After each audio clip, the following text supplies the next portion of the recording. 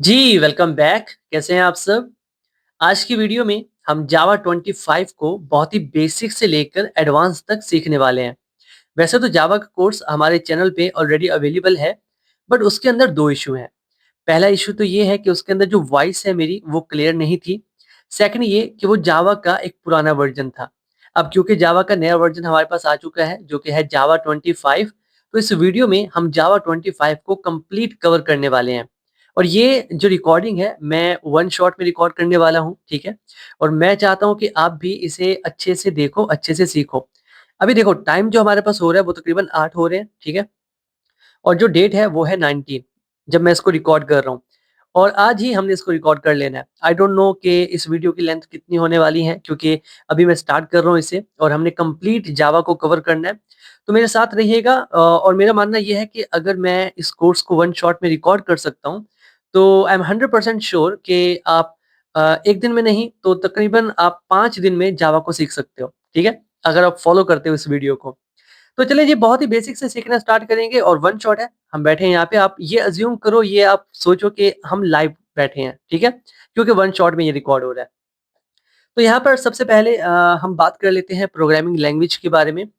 देखो we know that कि जावा जो है वो एक प्रोग्रामिंग लैंग्वेज है, बट आपको पता होना चाहिए कि प्रोग्रामिंग लैंग्वेज बेसिकली होती क्या है? देखो अभी क्या है कि अगर हम एक-दूसरे से बात कर रहे हैं या आपको किसी से बात करनी हो, तो आप किसी लैंग्वेज का यूज़ करोगे। जैसे इस वक़्त मैं आपसे बात कर रहा हूँ, तो मैं उर्दू लैंग्वेज का यूज़ कर रहा हूँ। इसी तरह से कंप्यूटर से बात करने के लिए भी हमें किसी लैंग्वेज की ज़रूरत होती है, क्योंकि कंप्यूटर हमारी लैंग्वेज को नहीं समझता, ठीक है? तो कंप्यूटर समझता है प्रोग्रामिंग लैंग्वेज को। तो जावा भी एक प्रोग्रामिंग लैंग्वेज है जिसके थ्रू हम कंप्यूटर को कुछ ना कुछ समझाएँगे, हम अपना कोड लिखेंगे और कंप्यूटर से कुछ ना कुछ काम करवाएँगे। तो पहला ये जो बात थी हमारी कि what is a programming language, तो वो कॉन्सेप्ट आई होप आपका क्लियर हो चुका है। नाउ अब बात करते हैं इंस्टॉलेशन के बारे में, ठीक है? ताकि हम अपनी जर्नी को कंटिन्यू कर सकें। तो यहाँ पर देखें आपने आ जाना है मैं आपको करके दिखा देता हूँ एक बार। आपने सर्च कर लेना है जावा 25 तो आप आ जाओगे, ठीक है? यहाँ पर और हमारे पास ये जो ओरेकल की वेबसाइट है ना, आपने इस पे आ जाना है, ठीक है? और मैं इसको यहाँ से क्रॉस कर देता हूँ। अब नीचे देखें हमारे पास डिफरेंट वर्जन्स अवेलेबल हैं। जावा 25 के अंदर क्या है अ, जो-जो फीचर्स आए हैं उनकी तो हम बात करेंगे नो डाउट। पहला फीचर ये है कि पहले क्या होता था 32 भी इंस्टॉलेशन का हमारे पास एक ऑप्शन होता था 32 बिट के लिए बट अब वो नहीं है, अब 64 ही है, ठीक है? तो यहाँ पर डिफरेंट ऑपरेटिंग सिस्टम के मुताबिक यहाँ पर डाउनलोड के लिंक्स हैं। तो मैं क्योंकि विंडोज़ यूज़र हूँ, तो यहाँ पर देखिए मेरे पास विंडोज़ 64 इंस्टॉलर है, तो मैं यहाँ से इसको डाउनलोड कर लेता हूँ, आपने यहाँ से डाउनलोड कर लेना है। मैंने क्योंकि ऑलरेडी डाउनलोड किया हुआ है, तो मैं यहाँ पे आ जाता हूँ, यहाँ पर देखिए मैंने डाउनलोड किया हुआ है, तो हमने इसको करना है इंस्टॉल। तो यहाँ से इसे येस कर देते हैं, ठीक है? और थोड़ी ही देर लगेगी और ये जो है वो इंस्टॉल हो जाएगा।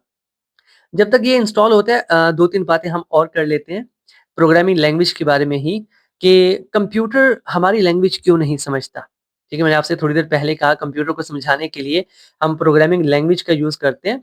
तो क्वेश्चन ये है कि कंप्यूटर हमारी बात क्यों नहीं समझता? देखिए कंप्यूटर जो है वो एक मशीन है। मशीन समझती है 0 और 1 की लैंग्वेज मतलब लो वोल्टेज और हाई वोल्टेज, ठीक है? तो हमारा जो कोड होता है, जो हम प्रोग्रामिंग लैंग्वेज में लिखते हैं, वो कन्वर्ट होता है 0 और 1 की फॉर्म में। इसे हम कहते हैं बाइनरी लैंग्वेज या आप कह सकते हो मशीन लैंग्वेज। तो प्रोग्रामिंग लैंग्वेज में लिखा गया कोड मशीन लैंग्वेज में कन्वर्ट होता है, तब जाके कंप्यूटर को समझ में आता है। अब ये प्रोग्रामिंग लैंग्वेज से मशीन लैंग्वेज में कैसे कन्वर्ट होता है, ये भी हम इसी क्रैश कोर्स के अंदर सीखेंगे, डोंट वरी। तो यहाँ पर देखें इंस्टॉल हो चुका है बातों-बातों में, ठीक है? तो ये जेडीके जो है वो इंस्टॉल हो चुका है। अब हमने क्या करना है, हमने चलना है जिस पीसी में आते हैं, सी में आते हैं, प्रोग्राम फाइल्स में आते हैं और यहाँ पर ये रहा जावा, जेडीके 25 और ये बिन फ़ोल्डर। अब इसके अंदर आके ये जो ऊपर वाला पाथ है, इसको आपने कर लेना है कॉपी और यहाँ पर आके आपने सर्च करना है एनवायरनमेंट वेरिएबल, ठीक है? ये रहा। यहाँ से आपने आ जाना है, यहाँ पर देखिए एनवायरनमेंट वेरिएबल का ऑप्शन है, यहाँ पे क्लिक करना है। नीचे वाले बॉक्स में यहाँ पर देखिए पाथ है, इसको डबल क्लिक करना है। तो यहाँ पर देखिए आपने न्यू करना है और यहाँ पर उसी पाथ को आपने ऐड कर देना है और उसके बाद यहाँ से कर देना है ओके, ओके, ओके। अब हम चेक करते हैं कि जावा जो है वो हमारे सिस्टम में अच्छे से इंस्टॉल हुआ है या नहीं हुआ। तो यहाँ पर आके आपने सर्च करना है सीएमडी, ठीक है?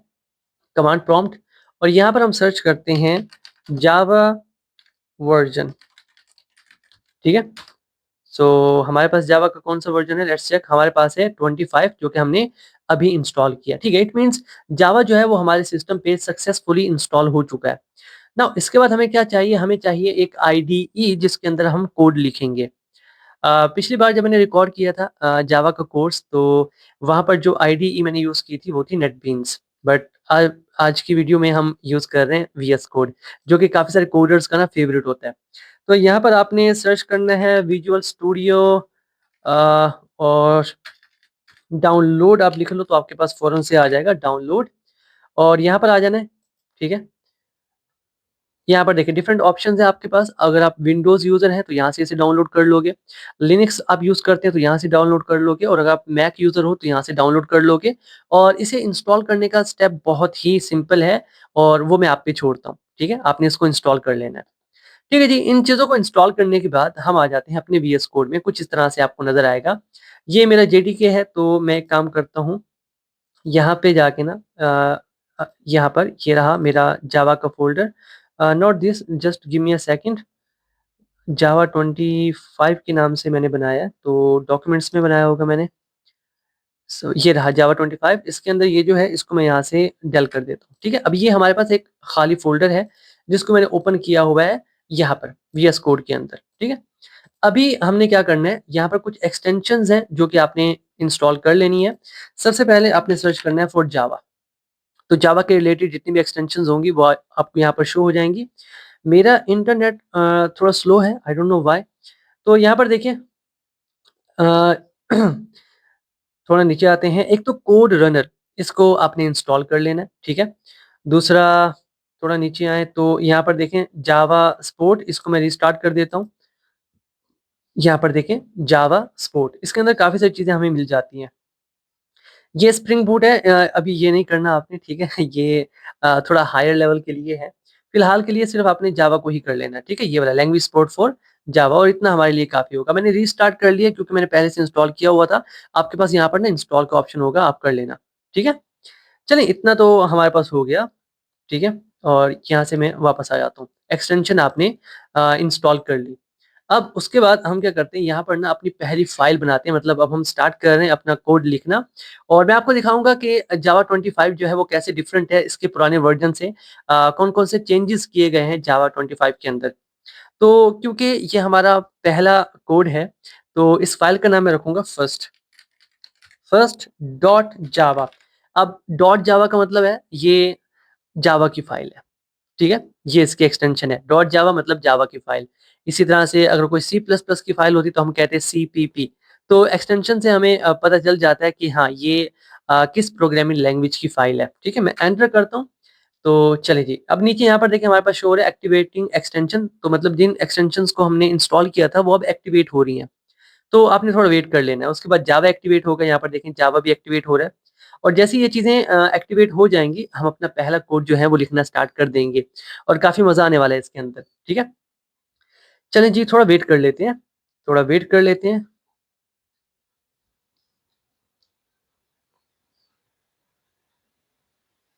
ओके, सो जावा रेडी हो चुका है, तो यहाँ पर मैं एक काम करता हूँ, ये सर्चिंग कर रहा है, इसको करने देते हैं, हम अपना कोड लिखते हैं। तो यहाँ पर ना मैं इसको थोड़ा ज़ूम कर लेता हूँ और हम लिखते हैं जावा का पहला कोड। फिलहाल के लिए उसने मुझे बनी बनाई क्लास दे दी, मैं इसको यहाँ से हटा देता हूँ।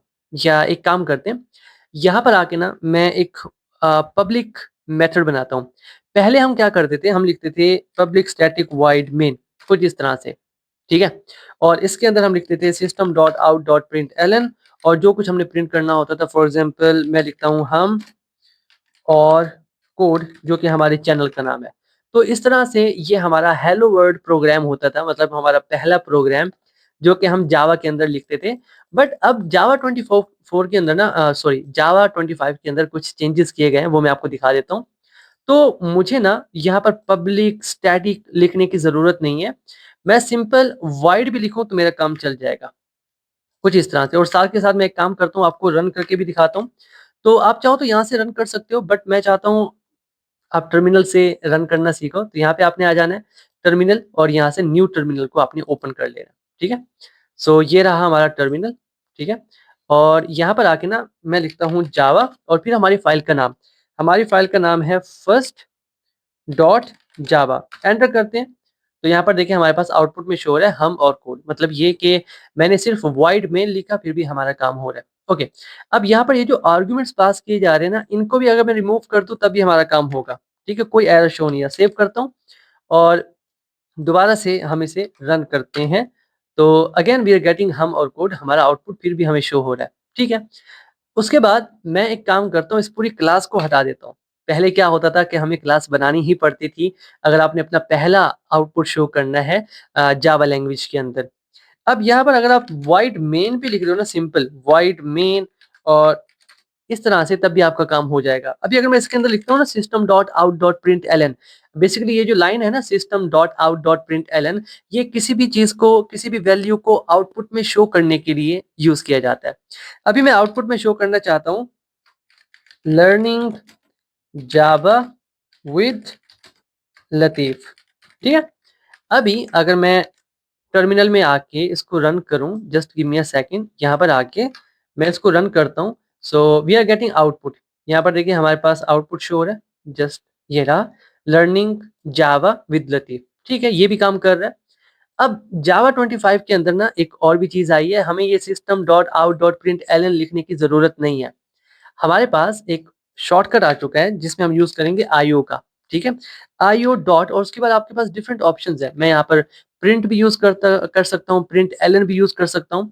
थोड़ी देर में मैं आपको बताऊंगा what is the difference between print and println. Okay, मैं अभी प्रिंट एलन को यूज करता हूँ और यहाँ पर मैं आउटपुट में कुछ शो करना चाहता हूँ। फॉर एग्जाम्पल इस बार हम कह देते हैं हेलो जावा।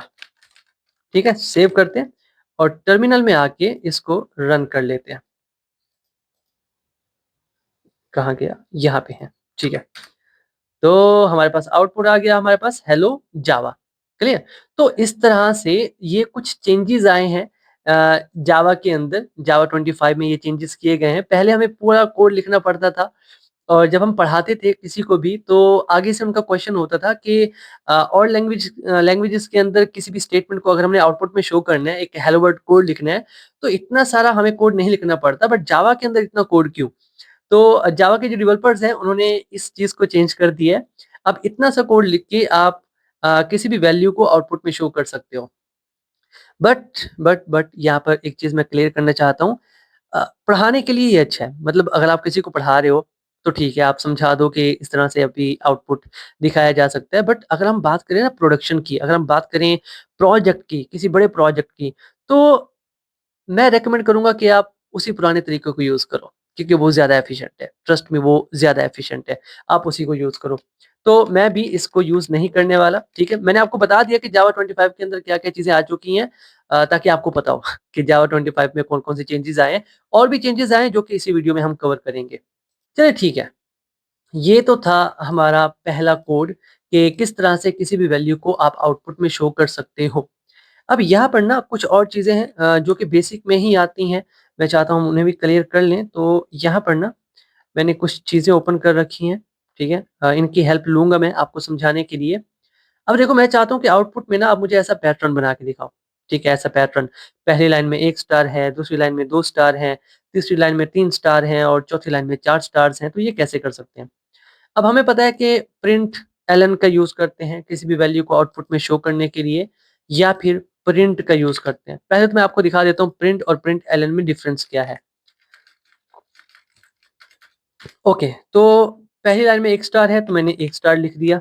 ठीक है, मैंने फिर से लिखा system dot out dot print L N, तो एल एन को हटा देता हूँ और मैं कहता हूँ दूसरी लाइन में मेरे पास है 2 स्टार्स। और आखिर में ये जो सेमी कॉलन है ना, ये लगाना मिस मत करना वरना आपको एरर शो होगा।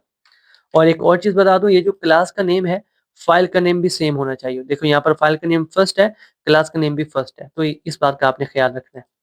अभी फिलहाल के लिए अगर मैं इसको रन करूँ जावा, और कैसे कर लेते हैं कुछ इस तरह से। अभी हमारे पास आउटपुट क्या आ रहा है? मेरे पास 3 स्टार्स आ रहे हैं। Late me show you. यहाँ पर देखिए 3 स्टार्स आ रहे हैं और तीनों एक ही लाइन में है।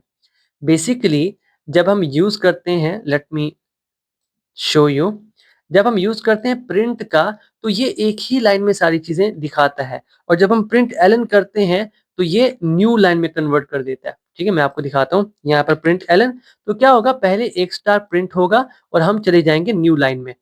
फिर ये 2 स्टार प्रिंट होंगे, फिर हम चले जाएँगे न्यू लाइन में। तो जहाँ पर भी आपने लाइन को ब्रेक करना हो, वहाँ पर आप प्रिंट एलन का यूज़ कर सकते हो और वैसे हम प्रिंट एलन को ज़्यादा यूज़ करते हैं, ठीक है?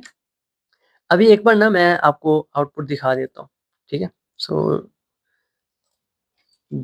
ऐसे कर लेते हैं कुछ इस तरह से। ओके, नाउ हमारे पास क्या आ रहा है? फर्स्ट लाइन में 1 स्टार है, दूसरी लाइन में 3 स्टार्स हैं। कुछ इस तरह से हमने इसको कर लिया।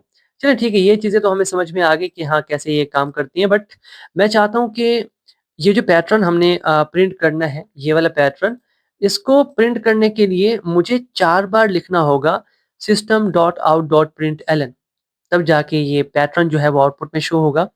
बट मैं चाहता हूँ कि ये काम ना एक ही लाइन में हो जाए, तो वो भी हम कर सकते हैं। Late me show you. तो यहाँ पर आते हैं, तो मैं चाहता हूँ पहली लाइन में 1 स्टार प्रिंट हो और फिर लाइन जो है वो ब्रेक हो जाए। तो मैंने बैकस्लैश n का यूज़ किया, बेसिकली ये लाइन को तोड़ देता है। फिर 2 स्टार प्रिंट हो, फिर लाइन ब्रेक हो जाए। फिर 3 स्टार्स प्रिंट हो, फिर लाइन ब्रेक हो जाए और फिर 4 स्टार प्रिंट हो और उसके बाद लाइन ब्रेक करने की ज़रूरत नहीं है क्योंकि ये आखिरी लाइन है, ठीक है? तो यहाँ से मैं ओपन कर लेता हूँ, मैंने भी शॉर्टकट का यूज़ किया है इस बार। सो जावा फर्स्ट डॉट जावा, तो यहाँ पर देखिए हमारे पास शो हो रहा है पहले 1 स्टार है, फिर अब आपको ये नोटिस हो रहा होगा कि यहाँ पर ना स्पेस है। बेसिकली ये जो स्पेस है ना, ये आ रही है यहाँ से। अगर ये स्पेस मैं हटा दूँ इनकी, इसकी भी और इसकी भी, तो आउटपुट हमें बिल्कुल वैसा ही शो होगा जैसा कि हमने तस्वीर में देखा। Late me show you. Okay, यहाँ पर देखें कहाँ गया? सेव नहीं किया, ओके सेव कर लेते हैं। सेव और एक बार फिर से करते हैं यहाँ से। ओके, तो यहाँ पर देखिए अब जो आउटपुट आ रहा है वो बिल्कुल ठीक आ रहा है, वैसा ही जैसा कि हमने इमेज के अंदर देखा। खैर ये तो छोटी-सी चीज़ें थी कि किस तरह से आप बैकस्लैश n का यूज़ कर सकते हो। अब आते हैं असल मुद्दे की तरफ जो कि हैं variables, which is very important. देखो वेरिएबल्स क्या होते हैं, लेट मी शो यू। मेरे पास इसके लिए भी कुछ चीज़ें हैं जिनकी हेल्प से मैं ये एक्सप्लेन कर पाऊँगा आपको, ठीक है? क्योंकि विजुअल्स आप देखोगे तो वो ज़्यादा अच्छा होता है और अगर मैं ड्रा करता रहूँ तो उसमें हमारा काफ़ी टाइम वेस्ट हो जाएगा, so I don't want to draw. तो यहाँ पर देखें जी, वेरिएबल्स बेसिकली होते क्या हैं? Variables are containers for storing data values. देखो क्या होता है कि जब भी आप कोई सॉफ्टवेयर बनाते हो, कोई एप्लीकेशन बनाते हो, तो उसके अंदर जो इम्पोर्टेंट होता है वो डाटा होता है। क्योंकि डाटा ना हो तो आपका सॉफ्टवेयर, आपकी एप्लीकेशन किसी काम की नहीं है, सिंपल।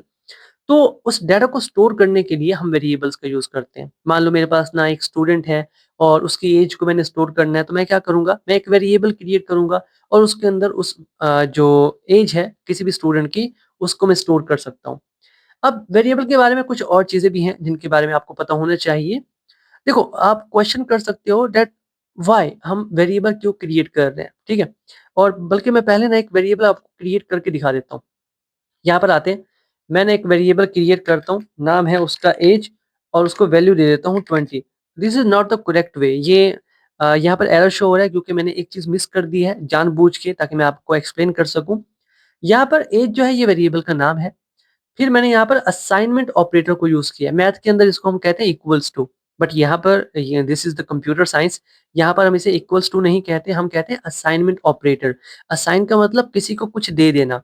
तो यहाँ पर एज वेरिएबल है, इसको हमने 20 वैल्यू असाइन कर दी, 20 value they the, that's it.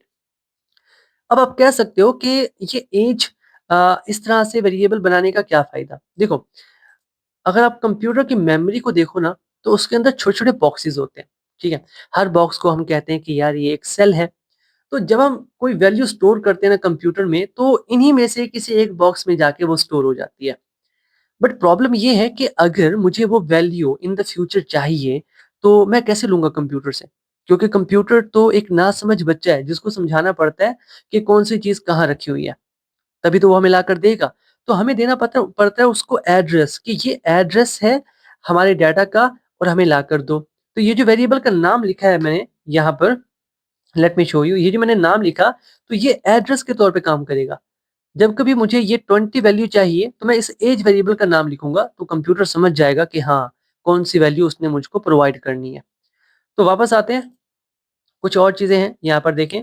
Basically हो क्या रहा है, यहाँ पर मैंने ए असाइनमेंट ऑपरेटर 22 का यूज़ किया है। तो कंपाइलर क्या करेगा, सबसे पहले चेक करेगा कि हाँ, वेरिएबल का नाम ए है, तो वो जाएगा मेमोरी के अंदर किसी भी बॉक्स को ना ए नाम दे देगा जो कि उसका एड्रेस बन जाएगा। फिर वो आगे आएगा कि इसके अंदर 22 वैल्यू भी है, तो जाकर उसी बॉक्स के अंदर 22 वैल्यू को भी स्टोर कर देगा।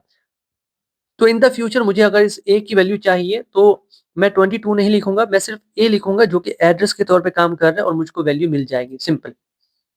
चलिए ये डेटा टाइप्स के बारे में भी बात करते हैं हम, लेकिन वेरिएबल के बारे में थोड़ी और बात कर लेते हैं। मैंने कहा कि वेरिएबल का नाम होता है, ठीक है? अब वेरिएबल के नाम के भी कुछ रूल्स होते हैं, ऐसा नहीं है कि हम अपनी मर्ज़ी से कोई भी नाम सेट कर दें, ठीक है? यहाँ पर ना मैं एक काम करता हूँ, मैं इंट लिख लेता हूँ। मैंने इंट क्यों लिखा इसको मैं एक्सप्लेन करूँगा थोड़ी देर में। अभी फ़िलहाल ना आप इस पे फ़ोकस करें।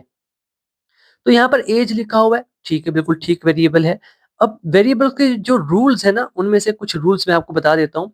सबसे पहला रूल, वेरिएबल का जो फर्स्ट कैरेक्टर होगा, ये वाला, यहाँ पर ए है फर्स्ट कैरेक्टर, ठीक है? जो फर्स्ट कैरेक्टर होगा वेरिएबल का, या तो वो अल्फ़ाबेट में से होना चाहिए, डज़न्ट मैटर कि आप लोअर केस ले रहे हो या अपर केस ले रहे हो, ठीक है? या तो वो अल्फ़ाबेट में से होना चाहिए या अंडरस्कोर होना चाहिए। इसके अलावा कोई भी आप और यूज़ करोगे तो आपको एरर शो होगा, कंपाइलर आपके कोड को कंपाइल नहीं करेगा। देखो यहाँ पर ए है, ठीक है, बिल्कुल ठीक काम कर रहा है। मैं कैपिटल ए लगाता हूँ, बिल्कुल ठीक काम कर रहा है। मैं अंडरस्कोर लगाता हूँ, ठीक है, एक तो होता है माइनस का साइन, ये वाला, ये नहीं, अंडरस्कोर, ठीक है? तब भी हमें कोई एरर शो नहीं हो रहा। लेकिन अगर मैं इसके अलावा फॉर एग्ज़ाम्पल कोई नंबर लिख देता हूँ शुरू में, तो हमें एरर शो हो रहा है, देखो रेड लाइन आ गई। इसी तरह से अगर मैं कोई स्पेशल सिंबल का यूज़ कर लेता हूँ, तब भी हमें एरर शो होगा। यहाँ पर नहीं हो रहा बट यहाँ पर देखें, हमें एरर शो होगा। क्लियर? इसी तरह से अगर कोई और स्पेशल सिंबल आप यूज़ करते हो, तो उसके अंदर भी आपको एरर शो होगा, क्योंकि आप ऐसा नहीं कर सकते। वेरिएबल का नाम जो है या तो अल्फ़ाबेट से स्टार्ट होगा या अंडरस्कोर से स्टार्ट होगा, ठीक है? इसके अलावा नंबर्स को हम यूज़ कर सकते हैं, बट वेरिएबल के नाम के आखिर में यूज़ कर सकते हो, वेरिएबल के नाम के दरमियान में यूज़ कर सकते हो, आपकी मर्ज़ी है। बट जो स्पेशल सिंबल्स होते हैं, जैसा कि मैंने अभी आपको शो कराया hash, at the rate, dot, इनको आप यूज़ नहीं कर सकते, ठीक है? ना तो शुरू में, ना दरमियान में, ना आखिर में। तो ये कुछ रूल्स हैं, आई होप आप याद रखोगे कि हाँ, ये रूल्स हैं और इन रूल्स को फ़ॉलो करते हुए वेरिएबल का नाम हम सेट करते हैं। चलें, अब बात करते हैं इस इंट के बारे में कि ये मैंने क्या लिखा। देखो, यहाँ पर आते हैं, ये टॉपिक है डेटा टाइप्स का। देखो हमारे पास ना जब हम रियल वर्ल्ड को देखें तो हमारे पास डिफरेंट वैल्यूज़ होती हैं, डिफरेंट डाटा होता है हमारे पास। तो उन्हीं में से एक तो होते हैं हमारे पास नंबर्स जिनके अंदर पॉइंट नहीं होता। अब इसके अंदर नेगेटिव वैल्यूज़ भी आ जाती हैं, पॉजिटिव वैल्यूज़ भी आ जाती हैं। कुछ और नंबर्स होते हैं जिसके अंदर पॉइंट होता है, उसके अंदर भी नेगेटिव वैल्यूज़ भी होती हैं, पॉजिटिव वैल्यूज़ भी होती हैं। एक और होते हैं हमारे पास अल्फ़ाबेट, ठीक है? और एक होते हैं हमारे पास बूलियन जिसमें या तो ट्रू वैल्यू होती है या फ़ाल्स होती है। तो ये कुछ डेटा टाइप्स हैं, ठीक है? तो हमें कंप्यूटर को बताना पड़ता है कि हम कौन-सा डाटा उसके अंदर स्टोर करना चाहते हैं। दिस इज़ वेरी इंपॉर्टेंट, हमें बताना पड़ता है। यहाँ पर अगर मैं आपको दिखाऊँ अपने कोड में, तो हमने क्या किया, मैंने बताया कि ऐज वेरिएबल के अंदर जो डाटा है वो इंट है, ठीक है? इंट मतलब इंटीजर। यहाँ पर देखें, इसको फ़ोकस करें, तो अगर आपके पास कोई ऐसी वैल्यूज़ हैं जिसके अंदर पॉइंट नहीं है, तो वो आपकी इंटीजर वैल्यूज़ होती हैं। अगर आपके पास कोई ऐसी वैल्यू है जिसके अंदर पॉइंट हैं, तो वो आपके फ्लोटिंग पॉइंट नंबर्स होते हैं या फिर हम इसको डबल भी कहते हैं। अभी आप सीख जाओगे इसी कोर्स में। हमारे पास कैर होता है जो कि सिंगल कैरेक्टर को स्टोर करता है। इसको भी हम देखेंगे काफ़ी डिटेल से। और यहाँ पर एक चीज़ बहुत इंपॉर्टेंट है कि कैर के अंदर जो भी एक सिंगल कैरेक्टर होता है ना, उसे सिंगल कोट में लिखते हैं। ठीक है? ये आपने याद रखना है। बूलियन होती है हमारे पास जिसके अंदर 2 ही वैल्यूज़ होती हैं, फॉल्स या ट्रू। और स्ट्रिंग जो कि मिक्सचर होता है, जैसे अभी मैंने हेलो वर्ल्ड लिखा या फिर हमने हम और कोड लिखा, तो ये वो चीज़ें हैं। तो इंट आप यूज़ कर सकते हो, फ्लोट यूज़ कर सकते हो, कैर कर सकते हो, बूलियन कर सकते हो, स्ट्रिंग कर सकते हो। तो मैंने यहाँ पर क्या किया, मेरे पास जो वैल्यू थी 20, उसके अंदर कोई पॉइंट नहीं था, तो ये इंट है, ठीक है? इसलिए मैंने यहाँ पर इंट लिखा। अब इसका ना एक असर जो है वो मेमोरी साइज़ पे भी होता है। कुछ वैल्यूज़ जो होती हैं उनका साइज़ ज़्यादा होता है, कुछ वैल्यूज़ जो होती हैं उनका साइज़ कम होता है। जैसे अगर हम इंट की बात करें तो ये मेमोरी में तकरीबन 2 बाइट्स लेता है, ठीक है? अगर हम फ्लोट की बात करें जिसके अंदर पॉइंट आ जाता है, वो मेमोरी में तकरीबन 4 बाइट्स ले लेता है। अगर हम कैर की बात करें जिसके अंदर सिंगल कैरेक्टर होता है, तो वो मेमोरी में 1 बाइट लेता है, ठीक है? तो क्या हो रहा है, मेमोरी का डिफरेंस भी आ रहा है, क्लियर? तो क्या करता है कंपाइलर, डेटा टाइप को देखकर जितनी जगह उस वेरिएबल के लिए चाहिए होती है, उतनी जगह एलोकेट कर देता है कंप्यूटर की मेमोरी में, क्लियर? आई होप ये कॉन्सेप्ट आपका क्लियर हो चुका होगा कि क्यों हम डेटा टाइप्स को यूज़ करते हैं। लेट मी चेक, आगे कुछ है? हाँ, आगे वही चीज़ है जो मैंने आपको अभी बताया कि इंट जो है वो 4 बाइट्स लेता है, 2 बाइट्स भी लेता है, ठीक है? वैरी करता है, डिफरेंट मतलब अगर हम सी प्लस प्लस की बात करें तो वहाँ पर 2 बाइट्स लेता है। ये सिस्टम टू सिस्टम वैरी हो सकता है। यहाँ पर बहस करने की कोई ज़रूरत नहीं है। फ्लोट 4 बाइट्स लेता है, कैर जो है वो 1 बाइट लेता है, सिंगल बाइट लेता है और बूलियन जो है वो 1 बिट लेता है, बिट, ठीक है? मैं यहाँ पर मैंने नीचे मेंशन किया है कि 1 बाइट जो है वो 8 बिट्स के बराबर होती है। तो कैर मैं अगेन रिपीट कर रहा हूँ, कैर जो है वो 1 बाइट लेता है किसी भी कैरेक्टर को स्टोर करने के लिए। आगे कुछ है? ठीक है। आगे वही नेमिंग रूल्स हैं जो कि मैंने अभी आपको थोड़ी देर पहले बताए कि variable names must start with letter और अंडरस्कोर और डॉलर साइन। देखा जब हमने डॉलर साइन लगाया था तब कोई एरर नहीं आया था, तो आप डॉलर साइन से भी स्टार्ट कर सकते हो। स्पेसेस अलाउड नहीं होती। स्पेसेस मतलब मैंने लिखा ना यहाँ पर एज और मैं स्पेस लगा देता हूँ। मैं यहाँ पर लिख देता हूँ एज 1, तो यहाँ पर हमें एरर शो हो रहा है क्योंकि आप स्पेस नहीं लगा सकते, ठीक है? अब यहाँ पर ना एक रूल और भी है, वैसे तो ये रूल नहीं है बट अच्छी प्रैक्टिस के लिए मैं आपको बता देता हूँ कि वेरिएबल का नाम जो है वो डिस्क्रिप्टिव होना चाहिए। डिस्क्रिप्टिव का मतलब ये है कि वेरिएबल के नाम को देखकर कोई भी ये बता दे कि इसके अंदर वैल्यू क्या है। फॉर एग्जांपल अगर मैं यहाँ पर एक वेरिएबल बनाता हूँ ए और उसके अंदर मैं वैल्यू सेट कर देता हूँ मान लो 12, तो अब इस ए वेरिएबल को देखकर कोई नहीं बता सकता ये किस चीज़ की वैल्यू है। बट इस वेरिएबल को देखकर बताया जा सकता है कि ये एज की वैल्यू है। बट ये नहीं बताया जा सकता कि ये किसकी एज है। अगर मैं इसको मज़ीद डिस्क्रिप्टिव बनाऊँ तो मैं कह दूँगा स्टूडेंट एज इक्वल्स टू 25। अब इसको देख के पता चल रहा है कि हाँ ये एज है और ये किसी स्टूडेंट की एज है, ठीक है? तो ये बेस्ट प्रैक्टिसेस के लिए आप रख सकते हो कि वेरिएबल का नाम जो है वो डिस्क्रिप्टिव होना चाहिए, ठीक है? अब एक काम करते हैं, वेरिएबल की वैल्यू को आउटपुट में शो करके देखते हैं। तो system dot out dot println, वैसे तो हम डबल कोट्स का यूज़ करते हैं कुछ भी हम अगर हमने आउटपुट में शो करना है, बट जब हम वेरिएबल के अंदर रखी हुई वैल्यू को आउटपुट में शो करना चाहते हैं, तो डबल कोट्स का यूज़ नहीं करना, सिंपल वेरिएबल का नाम लिख दो, कुछ इस तरह से। सेव करते हैं और एक बार मैं आपको इसका आउटपुट दिखा देता हूँ। सो जावा फर्स्ट डॉट जावा, तो हमारे पास आउटपुट आ रहा है 20। अब इसके साथ ना आप कुछ और चीज़ें लिखना चाहो तो लिख सकते हो। फॉर एग्जांपल मैं यहाँ पर लिख देता हूँ डबल कोटेशन के अंदर स्टूडेंट एज इक्वल्स टू और यहाँ पर मैं प्लस का साइन लगा देता हूँ। देखो अब हम क्या कर रहे हैं, हम वेरिएबल के साथ एक और डाटा भी शो कर रहे हैं जिसे हमने डबल कोटेशन के अंदर लिखा और डबल कोटेशन के अंदर आप जो भी कुछ लिखते हो वो वैसा का वैसा आउटपुट में शो होता है, बिल्कुल भी चेंज नहीं होता। और यहाँ पर प्लस मीन हम कनकेटिनेट कर रहे हैं। ये जो हमारा डाटा है जो डबल कोटेशन में लिखा है ये है हमारा स्ट्रिंग का डाटा और ये है हमारा इंटीजर का डाटा। तो हमने दोनों को एक साथ दिखाना है आउटपुट में। लेट मी शो यू कि इसका आउटपुट कैसे शो होगा।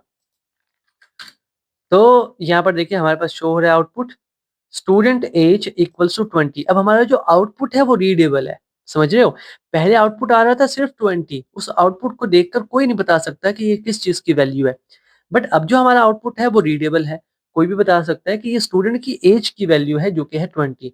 तो इन बातों का आपने ख्याल रखना है। क्लियर? आई होप ये चीज़ें आपके क्लियर हो चुकी होंगी कि वेरिएबल क्रिएट कैसे करना है और वेरिएबल को आउटपुट में शो कैसे करना है। अब एक काम करते हैं, कुछ प्रैक्टिस क्वेश्चन सॉल्व कर लेते हैं। मान लो मेरे पास ना 2 नंबर्स हैं, ठीक है? एक है num1 और उसकी वैल्यू मैं स्टोर कर देता हूँ 21, ठीक है? एक है मेरे पास num2 और इसके अंदर वैल्यू हम स्टोर कर, ये डाटा टाइप बताना बहुत ज़रूरी है। डाटा टाइप आप नहीं बताओगे तो एरर शो होगा।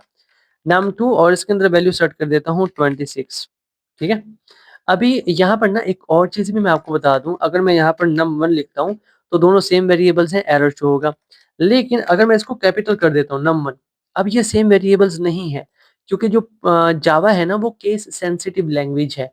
केस सेंसिटिव का मतलब क्या होता है, जावा के लिए लोअर केस की वैल्यूज़ कुछ और होती हैं, अपर केस की वैल्यूज़ कुछ और होती हैं। हमारे लिए कैपिटल ए और लोअर केस ए जो है वो दोनों सेम है, हमें पता है दोनों ए है, बट जावा के लिए दोनों डिफरेंट है। कैपिटल ए को वो कुछ और समझता है, लोअर केस जो स्मॉल ए है उसको वो कुछ और समझता है। दैट्स व्हाई हमें यहाँ पर एरर शो नहीं हो रहा, ठीक है? सो यहाँ पर मैं num2 बना देता हूँ, ये मेरे पास आ गया num2। अब मैं इन दोनों को ना ऐड करना चाहता हूँ।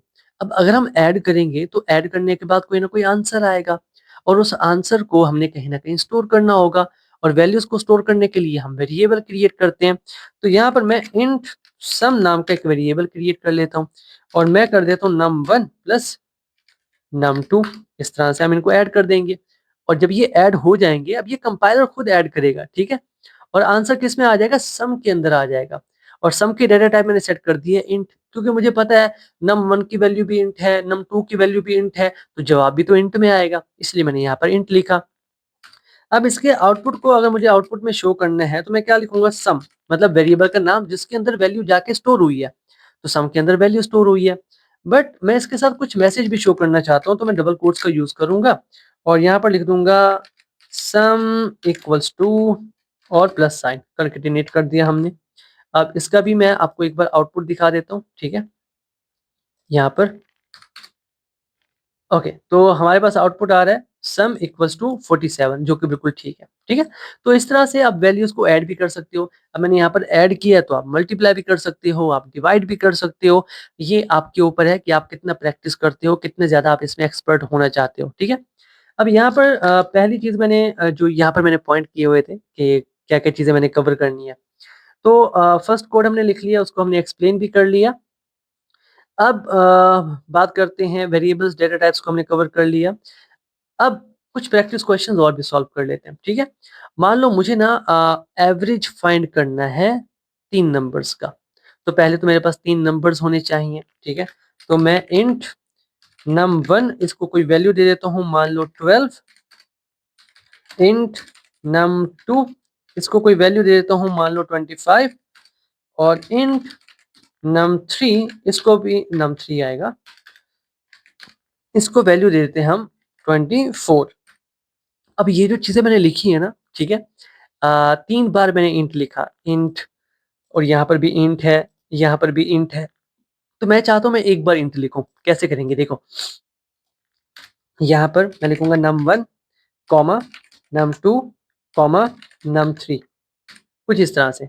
अब मैंने सबके बारे में बता दिया कि num1 भी इंट में से है, num2 भी इंट में से है, तो नीचे आके मैं num1 लिखूंगा और वैल्यू दे दूंगा, मुझे दोबारा से इंट लिखने की जरूरत नहीं है।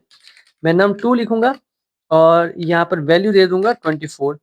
मैं num3 लिखूंगा और यहाँ पर वैल्यू दे दूंगा 4, कुछ इस तरह से। अब मैंने एक बार इंट लिखा, ठीक है, मुझे बार बार इंट लिखने की जरूरत नहीं है। तो ये चीज ना आहिस्ता आहिस्ता मैं चेंज करता जाऊंगा। पहले मैंने हर एक के साथ इंट लिखा, अब मैं थोड़ा स्मॉल कर रहा हूँ कोड को। तो मैंने एकदम से नहीं किया, हम आहिस्ता आहिस्ता लेके चल रहे हैं चीजों को। चलिए, अब मुझे क्या करना है, मुझे इनकी ना एवरेज फाइंड करनी है। अब आपको पता होना चाहिए कि जब एवरेज का आंसर आएगा तो वो किस फॉर्म में होगा। देखो, एवरेज का फार्मूला अगर मैं आपको बताऊं तो क्या होता है, सब नंबर्स को हम ऐड करते हैं, मतलब 25 प्लस 24 प्लस 4, इनको हम ऐड करेंगे। फिर जितने नंबर्स हैं उससे डिवाइड कर देंगे, 3 नंबर्स हैं तो 3 से डिवाइड कर देंगे। अब जब भी हम डिवाइड करते हैं तो हमारा जो आंसर होता है वो हो सकता है पॉइंट में आए। तो यहाँ पर इनके आंसर को स्टोर करने के लिए जो हम वेरिएबल बनाएंगे वो इंट का नहीं होगा, वो होगा फ्लोट का। तो आप चाहो तो यहाँ पर फ्लोट कर सकते हो, आप चाहो तो डबल का भी यूज कर सकते हो। डबल हम बाद में यूज करेंगे, दोनों सेम है, परेशान नहीं होना, दोनों सेम है। फर्क है मेमोरी का, ये मेमोरी में कम जगह ले रहा है, वो मेमोरी में ज्यादा जगह ले रहा है, सिंपल। इसके अंदर छोटी ज्यादा बड़ी वैल्यूज को आप ऐड नहीं कर सकते, डबल के अंदर बड़ी से बड़ी वैल्यू को आप ऐड कर सकते हो, सिंपल ये फर्क है और कुछ फर्क नहीं है। तो यहाँ पर एबीजे मैंने एक वेरिएबल क्रिएट कर लिया। अब इसके अंदर मुझे क्या करना है, मुझे num1 plus num2 plus num3 इनको मैंने ऐड कर देना है और मैंने फिर डिवाइड कर देना है इनको 3 पे। तो इस तरह से मेरे पास इनका आंसर आ जाएगा। अब यहाँ पर हो सकता है कि आपका क्वेश्चन हो कि हमने num1 num2 num3 को ब्रैकेट में क्यों लिखा है। देखो, यहाँ पर ना ऑपरेटर प्रेसिडेंस का ना एक टॉपिक आता है विच इज वेरी इंपॉर्टेंट। देखो, यहाँ पर ना अगर मैं पैरेंथेसिस को हटा दूं, ये जो स्मॉल ब्रैकेट्स है ना, इनको हम पैरेंथेसिस कहते हैं। इनको अगर मैं हटा दूं तो क्या होगा, पहले ये डिवाइड वाला जो ऑपरेटर है ना ये सॉल्व होगा, ठीक है। ऑपरेटर प्रेसिडेंस के अंदर क्या होता है, पहले मल्टीप्लाई और डिवीजन जो है वो सॉल्व होते हैं, उसके बाद फिर एडिशन जो है वो सॉल्व होते हैं। अगर पहले num3 और 3 को हम डिवाइड कर देते तो हमारा आंसर जो है वो गलत आ जाता है। तो हमने इनको ब्रैकेट के अंदर रखा, और ब्रैकेट्स के अंदर मतलब पैरेंथेसिस के अंदर जो भी कुछ होता है पहले वो सॉल्व होता है, ठीक है। तो हम चाहते थे कि पहले ये सॉल्व हो जाए। अब इसका जो आउटपुट आएगा हमारे पास वो कहाँ पे है, एवीजे के अंदर है, मतलब एवरेज वेरिएबल के अंदर। और इसका अगर मैं आपको आंसर दिखाऊं, लेट मी शो यू, यहाँ पर, ठीक है, एंटर करते हैं तो हमारे पास आंसर आया 17 0.0। अब 0.0 क्यों आ रहा है हमारे पास? क्योंकि हमने फ्लोट का यूज़ किया और फ्लोट का आउटपुट हमारे पास पॉइंट में आता है। आई होप ये कॉन्सेप्ट आपका क्लियर हो चुका होगा। बाकी भी हम प्रैक्टिस क्वेश्चन सॉल्व करेंगे, लेकिन अभी के लिए इतना काफ़ी है। आप सीख चुके हो वेरिएबल्स कैसे क्रिएट करने हैं और किस तरह से बेसिक अरिथमेटिक ऑपरेशंस जो है वो आप परफॉर्म कर सकते हो। That's it. अब इसके बाद जो हमने पढ़ना है वो है input, which is very important. अभी तक हम क्या कर रहे थे, हम खुद से वेरिएबल क्रिएट कर रहे थे, खुद ही उसको वैल्यू दे रहे थे। बट जब हम कोई रियल वर्ल्ड एप्लीकेशन बनाते हैं, कोई सॉफ्टवेयर बनाते हैं, तब तो हम यूज़र से इनपुट लेते हैं ना। हम वेट करते हैं कि आप कोई इनपुट दो। जैसे आप किसी वेबसाइट पे जाते हो तो लॉगिन करते हो ना, तो आप इनपुट देते हो, अपनी ईमेल देते हो, अपना पासवर्ड देते हो। तो हम यूज़र से कैसे इनपुट ले सकते हैं? वैसे तो जो हमारे पास 25 वर्ज़न है, उसके अंदर हमारे पास एक तरीका है io.reader। यहाँ पर देखें रीड एलन भी है। तो अगर आप इसको यूज़ करो तो आप इस तरह से इनपुट ले सकते हो यूज़र से और फिर इस इनपुट को किसी भी वेरिएबल के अंदर आप स्टोर कर सकते हो इजीली। ये काम कर जाएगा और मैं नहीं चाहता कि आप ये यूज़ करें, ठीक है? क्योंकि अगर आप प्लेसमेंट की तैयारी कर रहे हो, डीएसए आपने करना है, तो मैं रिकमेंड करूँगा कि यार अभी इन चीज़ों को यूज़ मत करो, ठीक है? जो हमारे पास ट्रेडिशनल है ना system.out.println, ट्रस्ट मी आप इसी को यूज़ करो, ठीक है? ये चीज़ें खेलने के लिए अच्छी हैं, मैंने आपको दिखा दी है, आप ट्राई करना चाहो तो कर सकते हो, ठीक है? अभी यहाँ पर मुझे क्या करना है, यूज़र से इनपुट लेना है। तो यूज़र से इनपुट लेने के लिए हमें चाहिए स्कैनर क्लास का एक ऑब्जेक्ट। तो यहाँ पर मैं एक स्कैनर क्लास का ऑब्जेक्ट बनाता हूँ। इसको नाम मैं दे देता हूँ एससी। आप कोई भी नाम दे सकते हो, ज़रूरी नहीं है कि ये एससी ही होना चाहिए, कोई भी हो सकता है।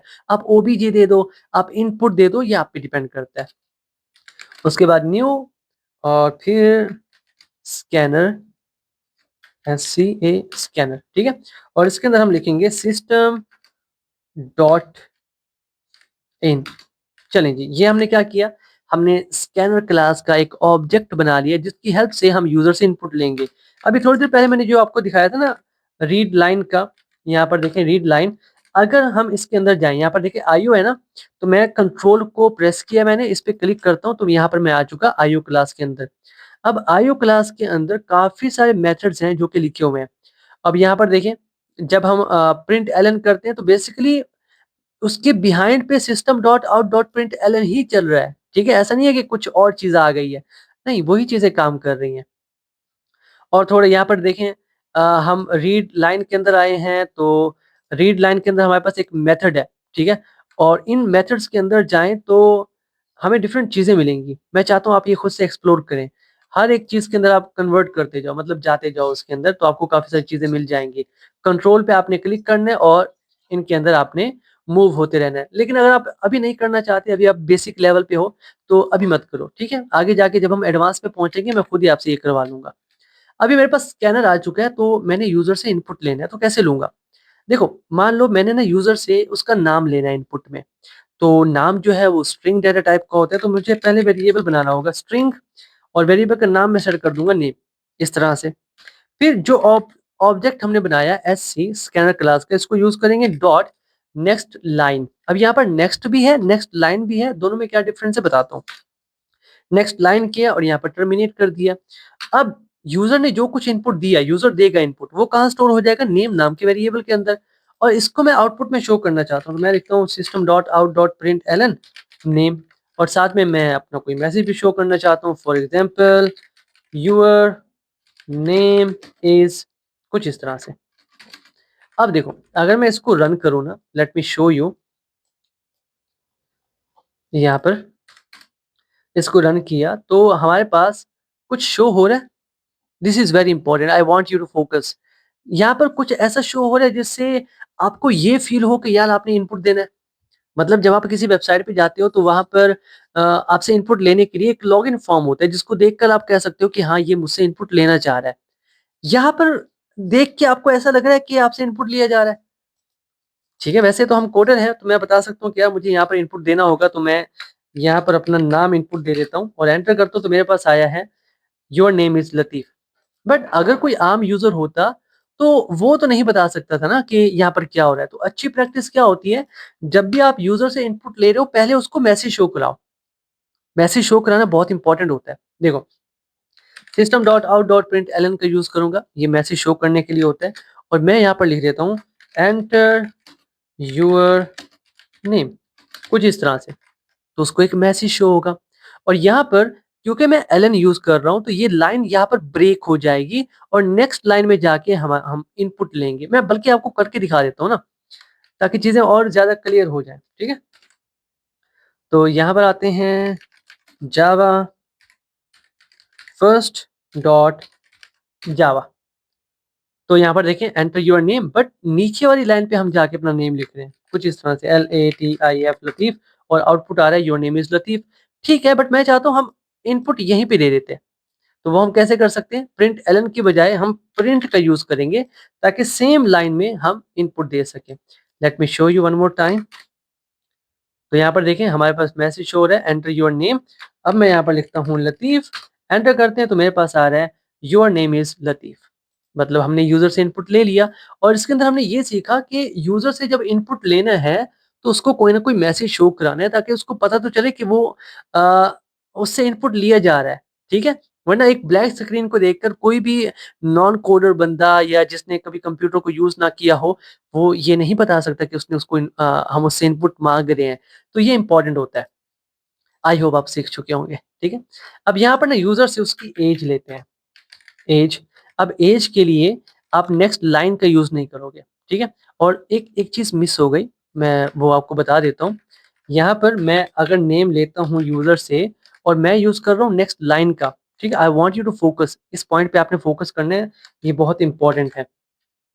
तो यहाँ पर अगर मैं अपने कोड को रन करूँ, फर्स्ट डॉट जावा एंटर करते हैं तो मेरे पास आ रहा है एंटर योर नेम। मैं लिखता हूँ LATIF Latif space KHN Khan. मैंने स्पेस दिया, एंटर किया तो मेरे पास आ रहा है your name is Latif Khan. बिल्कुल ठीक है, बट अगर मैं नेक्स्ट लाइन की जगह पे सिर्फ नेक्स्ट का यूज करता, लेट मी शो यू, अगर मैं सिर्फ नेक्स्ट का यूज करता तब क्या होता। तो एक बार फिर से इस पीस ऑफ कोड को मैं रन कर लेता हूँ।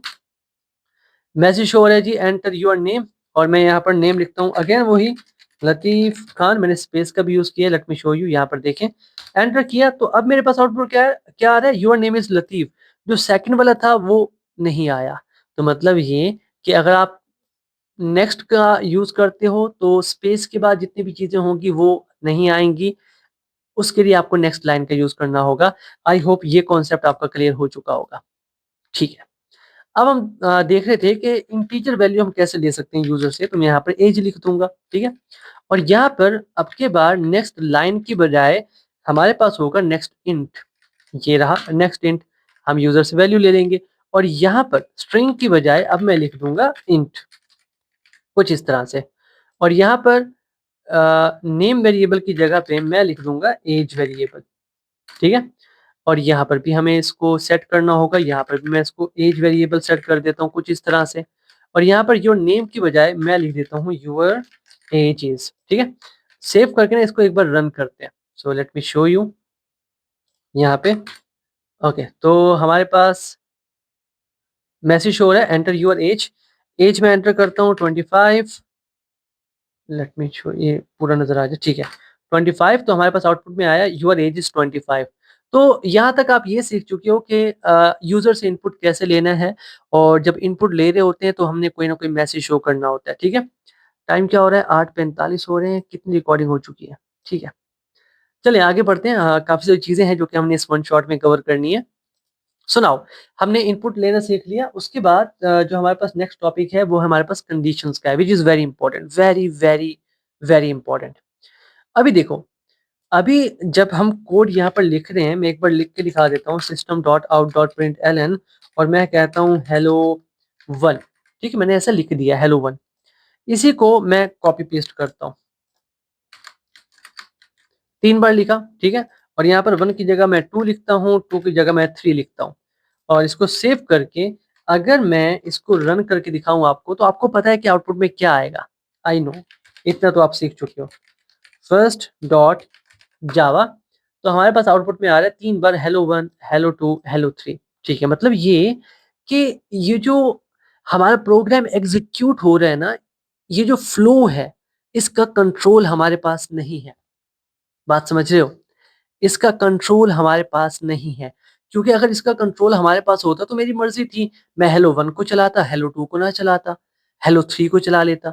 समझ रहे हो? मतलब अभी ना ये जो फ्लो का कंट्रोल है, ये हमारे पास नहीं है, ये है कंपाइलर के पास। अभी कंपाइलर की मर्ज़ी है कि वो किस स्टेटमेंट को चलाएगा, किसको नहीं चलाएगा। वैसे तो वो सबको चला रहा है, हमने 3 स्टेटमेंट्स लिखी, तीनों को वो चला रहा है। बट मैं चाहता हूँ कि मर्ज़ी मेरी हो। मेरी मर्ज़ी हो, मैं जिस भी स्टेटमेंट को आउटपुट में शो करवाना चाहूँ, मैं करवा लूँ। समझ रहे हो बात को? तो यहाँ पर आती हैं हमारे पास कंडीशंस, मैं आपको शो करता हूँ। मान लो मैंने यहाँ पर ना एक वेरिएबल बनाता हूँ इंट एज और इसको वैल्यू दे देता हूँ 20, ठीक है? 20 इसके अंदर इसकी वैल्यू है। अब मैं ना चाहता हूँ एक वोटिंग मशीन, मेरी बात को समझिएगा। मैं चाहता हूँ जिसकी एज 18 साल से ज़्यादा है, वो वोट कर सकता है। जिसकी एज 18 साल से कम है, वो वोट नहीं कर सकता। मैंने कंडीशन लगा दी, ठीक है? तो कंडीशन के लिए हम यूज़ करते हैं इफ का। मैंने लिखा इफ अगर जो एज है वो ग्रेटर देन है 18 से, और इसका मैं एक ब्लॉक बना लेता हूँ और यहाँ पर मैसेज शो कर देता हूँ you can vote, you can vote, कि हाँ आप वोट कर सकते हो। ये पहला बात हो गई। If age is greater than 18 तो आउटपुट में शो होगा आप वोट कर सकते हो। अभी देखो मैं एज की वैल्यू को ना अभी फिलहाल के लिए 20 रहने देता हूँ, सिर्फ आपको दिखाने के लिए, ठीक है? फोकस कीजिएगा। यहाँ पर आके ना मैं इसको अगर रन करूँ तो मेरे पास आ रहा है यू कैन वोट। क्यों आ रहा है? क्योंकि हमारे पास एज के अंदर जो वैल्यू है वो है 20 और 18 से बड़ी है, ठीक है? अब मैं ना यहाँ पर लिख देता हूँ 17, ठीक है? और एक बार यहाँ से इस कोड को रन करता हूँ, ठीक है? अभी जब मैंने रन किया तो आपको आउटपुट में कुछ भी शो नहीं होगा। देखो आउटपुट में कुछ शो ही नहीं हो रहा। क्यों शो नहीं हो रहा? क्योंकि हमने यहाँ पर कंडीशन लगा दी थी कि ये वाली जो स्टेटमेंट है इसको सिर्फ उस वक्त एग्जीक्यूट करना है जब एज की वैल्यू 18 से ज्यादा हो। अब देखो ना कंट्रोल जो है वो हमारे पास है। अब हम कंडीशन बता रहे हैं कंपाइलर को कि अगर ये कंडीशन पूरी हो जाती है तो ये जो स्टेटमेंट है इसको एग्जीक्यूट करो, अदरवाइज इसको एग्जीक्यूट ना करो, ठीक है? तो यहाँ पर आया कंपाइलर, उसने चेक किया एज के अंदर जो वैल्यू है वो है 17। क्या 17 ग्रेटर देन है 18 से? तो ये तो ग्रेटर देन नहीं है। तो क्या हुआ? ये फॉल्स हो गया और ये वाला जो कोड है ये एग्जीक्यूट नहीं हुआ। अब यहाँ पर मैं चाहता हूँ कि ठीक है, एज जो है वो अगर 18 साल से ज़्यादा नहीं है तो मुझे पता है कि इफ के अंदर जो कोड है वो एग्जीक्यूट नहीं होगा। बट मैं चाहता हूँ कि उसके अलावा कोई और मैसेज तो हम शो कर सकें। तो उसके लिए हम यूज़ करते हैं एल्स का। एल्स अकेला यूज़ नहीं होता, इफ के साथ ही यूज़ होता है। ये एल्स आया और ये एल्स का ब्लॉक आया। यहाँ पर मैं लिख देता हूँ system dot out dot print L N और मैं लिखता हूँ यू कैन नॉट वोट, कि आप वोट नहीं कर सकते, ठीक है? अब क्या होगा? अगर एज की वैल्यू 18 साल से ज़्यादा है तो इफ के ब्लॉक के अंदर जो कोड है वो एग्जीक्यूट होगा, अदरवाइज एल्स के ब्लॉक के अंदर जो कोड है वो एग्जीक्यूट होगा। दोनों में से एक एग्जीक्यूट होगा, दोनों एग्जीक्यूट नहीं हो सकते। क्लियर? अगर एज 18 साल से ज़्यादा है तो इफ वाला ब्लॉक एग्जीक्यूट होगा। अगर एज 18 साल से कम है तो एल्स वाला ब्लॉक जो है वो एग्जीक्यूट होगा। Late me show you. अभी जो एज है वो 17 है ना, 18 से कम है ऑब्वियसली। तो एक बार मैं आपको यहाँ से रन करके दिखा देता हूँ। Late me show you. हमने रन किया तो हमारे पास क्या हुआ? यू कैन नॉट वोट, क्योंकि जो एज की वैल्यू है वो है 17। आई होप ये चीज़ें आपको समझ में आई होंगी। हो सकता है कि पहली बार में ये आपको समझ ना आया हो, बट आहिस्ता-आहिस्ता ये चीज़ें आपको समझ आना स्टार्ट हो जाएँगी, ठीक है? अभी एक काम करते हैं ना, हम एक छोटा-सा कोड लिखते हैं। कोड हमारा होगा बेसिकली एक प्रॉब्लम है। प्रॉब्लम ये है कि हम ना यूज़र से एक नंबर लेंगे इनपुट में और फिर चेक करेंगे कि वो नंबर इवन है या ऑड है, ठीक है? तो चेक करते हैं। यहाँ पर आके ना, यहाँ पर आके मुझे चाहिए एक स्कैनर का ऑब्जेक्ट इनपुट लेने के लिए, और यहाँ पर एक स्कैनर का ऑब्जेक्ट मैं बना देता हूँ और इसके अंदर हम लिख देंगे सिस्टम डॉट इन, ठीक है? कुछ इस तरह से। और यहाँ पर इंट में मुझे नंबर चाहिए, मैं इसे नाम दे दूँगा नम, और एससी डॉट नेक्स्ट इंट का हम यूज़ करेंगे और इनपुट ले लेंगे। लेकिन एक चीज़ मिस हो रही है, हमने कहा था जब भी यूजर से इनपुट लेना है पहले उसको मैसेज शो करना है कि भाई हम आपसे इनपुट लेना चाह रहे हैं। तो system dot out dot println और प्रिंट एलन भी यूज नहीं करना, वरना नेक्स्ट लाइन में हम इनपुट ले रहे होंगे। तो यहाँ पर सिर्फ प्रिंट का यूज कर लो, ठीक है। और यहाँ पर हम कहते हैं एंटर अ नंबर, कि यहाँ पर भाई साहब एक नंबर एंटर करो आप, कुछ इस तरह से, ठीक है। नंबर आ गया। अब हमने चेक करना है कि नंबर इवन है या ऑड है। अब यहाँ पर ना थोड़ी मोटी मैथमेटिक्स आपको आनी चाहिए, ज़रूरी है। हम कैसे फाइंड करेंगे कि नंबर इवन है या ऑड है? तो उसके लिए ना हमारे पास एक फार्मूला होता है, इफ जो भी नम के अंदर वैल्यू आ रही है यूजर से, उसका मॉड्यूलस ले लें 2 के साथ और आंसर आ जाए 0 के इक्वल, इट मीन्स वो एक इवन नंबर होता है। लेट मी शो यू, एक बार कर लेते हैं, हो सकता है आप में से कुछ को पता ना हो। तो देखते हैं यार, देखते हैं। मान लो मेरे पास ना एक नंबर है 4, मैं इसी के अंदर लिख देता हूँ 4, और मैं ले रहा हूँ 4 का मॉड्यूलस, ठीक है। मान लो यूजर ने 4 इनपुट किया और मैं मॉड्यूलस ले रहा हूँ 2 के साथ, तो यहाँ पर मैं 2 लिख देता हूँ। तो 2 का टेबल पढ़ूंगा तो इसे कैसे सॉल्व करूंगा, 2 टू द 4 आ जाएगा, तो यहाँ पर आ जाएगा मेरे पास 4। तो रिमाइंडर में मेरे पास बाकी क्या बचेगा, 0 बचेगा, राइट। मैं यहाँ पर लिख देता हूँ बाकी हमारे पास जो बच रहा है वो है 0। तो मतलब कोई भी अगर आपके पास इवन नंबर आ जाता है तो उसका जो रिमाइंडर होता है वो क्या होता है, 0 होता है। और इसी को हम कहते हैं मॉड्यूलस, ठीक है। मॉड्यूलस ऑपरेटर हमें रिमाइंडर देता है। यहाँ पर देखो, ये मॉड्यूलस ऑपरेटर है जिसे आप परसेंटेज कहते हो मैथ के अंदर, ये आपको मॉड्यूलस देता है। अगर किसी भी नंबर का मॉड्यूलस 2 के साथ लें और आंसर 0 आ जाए, इट मीन्स वो इवन नंबर होता है। तो यहाँ पर हम system dot out dot println करके जो नंबर हमने यूजर से लिया उसको आउटपुट में शो कर देते हैं, ठीक है। और साथ में एक मैसेज शो कर देते हैं, इज इवन, ठीक है। मतलब पहले यूजर ने जो नंबर दिया उसकी वैल्यू शो होगी और साथ में हमारा मैसेज शो होगा इज इवन। और एल्स में आते हैं, अगर नंबर इवन नहीं है तो ऑब्वियसली वो क्या होगा, वो ऑड नंबर होगा। तो हम एल्स कर सकते हैं। इसका भी एक ब्लॉक बना देते हैं, system dot out dot println, और जो यूजर ने नंबर दिया साथ में अपना message is odd. Let me show you, हाँ इसको रन करते हैं ताकि चीज़ें क्लियर होती जाए। सो यहाँ पर आते हैं, रन करते हैं। तो हमारे पास जी मैसेज शो हो रहा है एंटर नंबर, नंबर एंटर करता हूँ 15, जो कि इवन नंबर नहीं है, आई नो इवन नंबर नहीं है। और जैसे ही एंटर करते हैं तो हमारे पास आ रहा है 15 इज ऑड, मतलब हमारा कोड जो है वो बिल्कुल ठीक तरीके से काम कर रहा है। क्लियर। तो इस तरह से आप चेक कर सकते हो कि कौन सा नंबर इवन है और कौन सा नंबर ऑड है।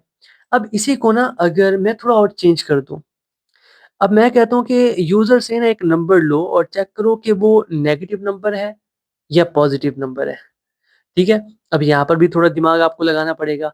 देखो जो पॉजिटिव नंबर होते हैं ना, वो जीरो या जीरो से बड़े होते हैं। जीरो को भी आप पॉजिटिव में ऐड कर दो, वो या तो जीरो होते हैं या जीरो से क्या होते हैं, बड़े होते हैं। और जो जीरो से छोटे होते हैं वो क्या होते हैं, नेगेटिव नंबर्स होते हैं, ठीक है।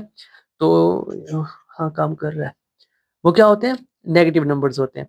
तो यहाँ पर ना मैं कंडीशन चेंज कर दूंगा कि मेरे पास जो भी नम की वैल्यू आ रही है, ठीक है, अगर वो लेस देन है जीरो से, इट मीन्स वो क्या होगी, वो नेगेटिव होगी। अगर जीरो से लेस देन है वो क्या होगी, वो नेगेटिव होगी। तो यहाँ पर मैं शो कर दूंगा इज नेगेटिव। और अगर वो नेगेटिव नहीं है, इट मीन्स वो क्या होगी, पॉजिटिव होगी। हमें कुछ और चेक करने की जरूरत ही नहीं है। यहाँ पर मैं लिख देता हूँ पॉजिटिव।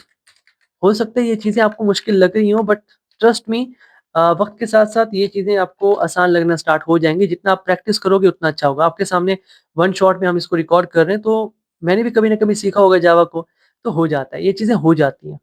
तो यहाँ पर मैं लिखता हूँ जावा फर्स्ट डॉट जावा, एंटर करते हैं।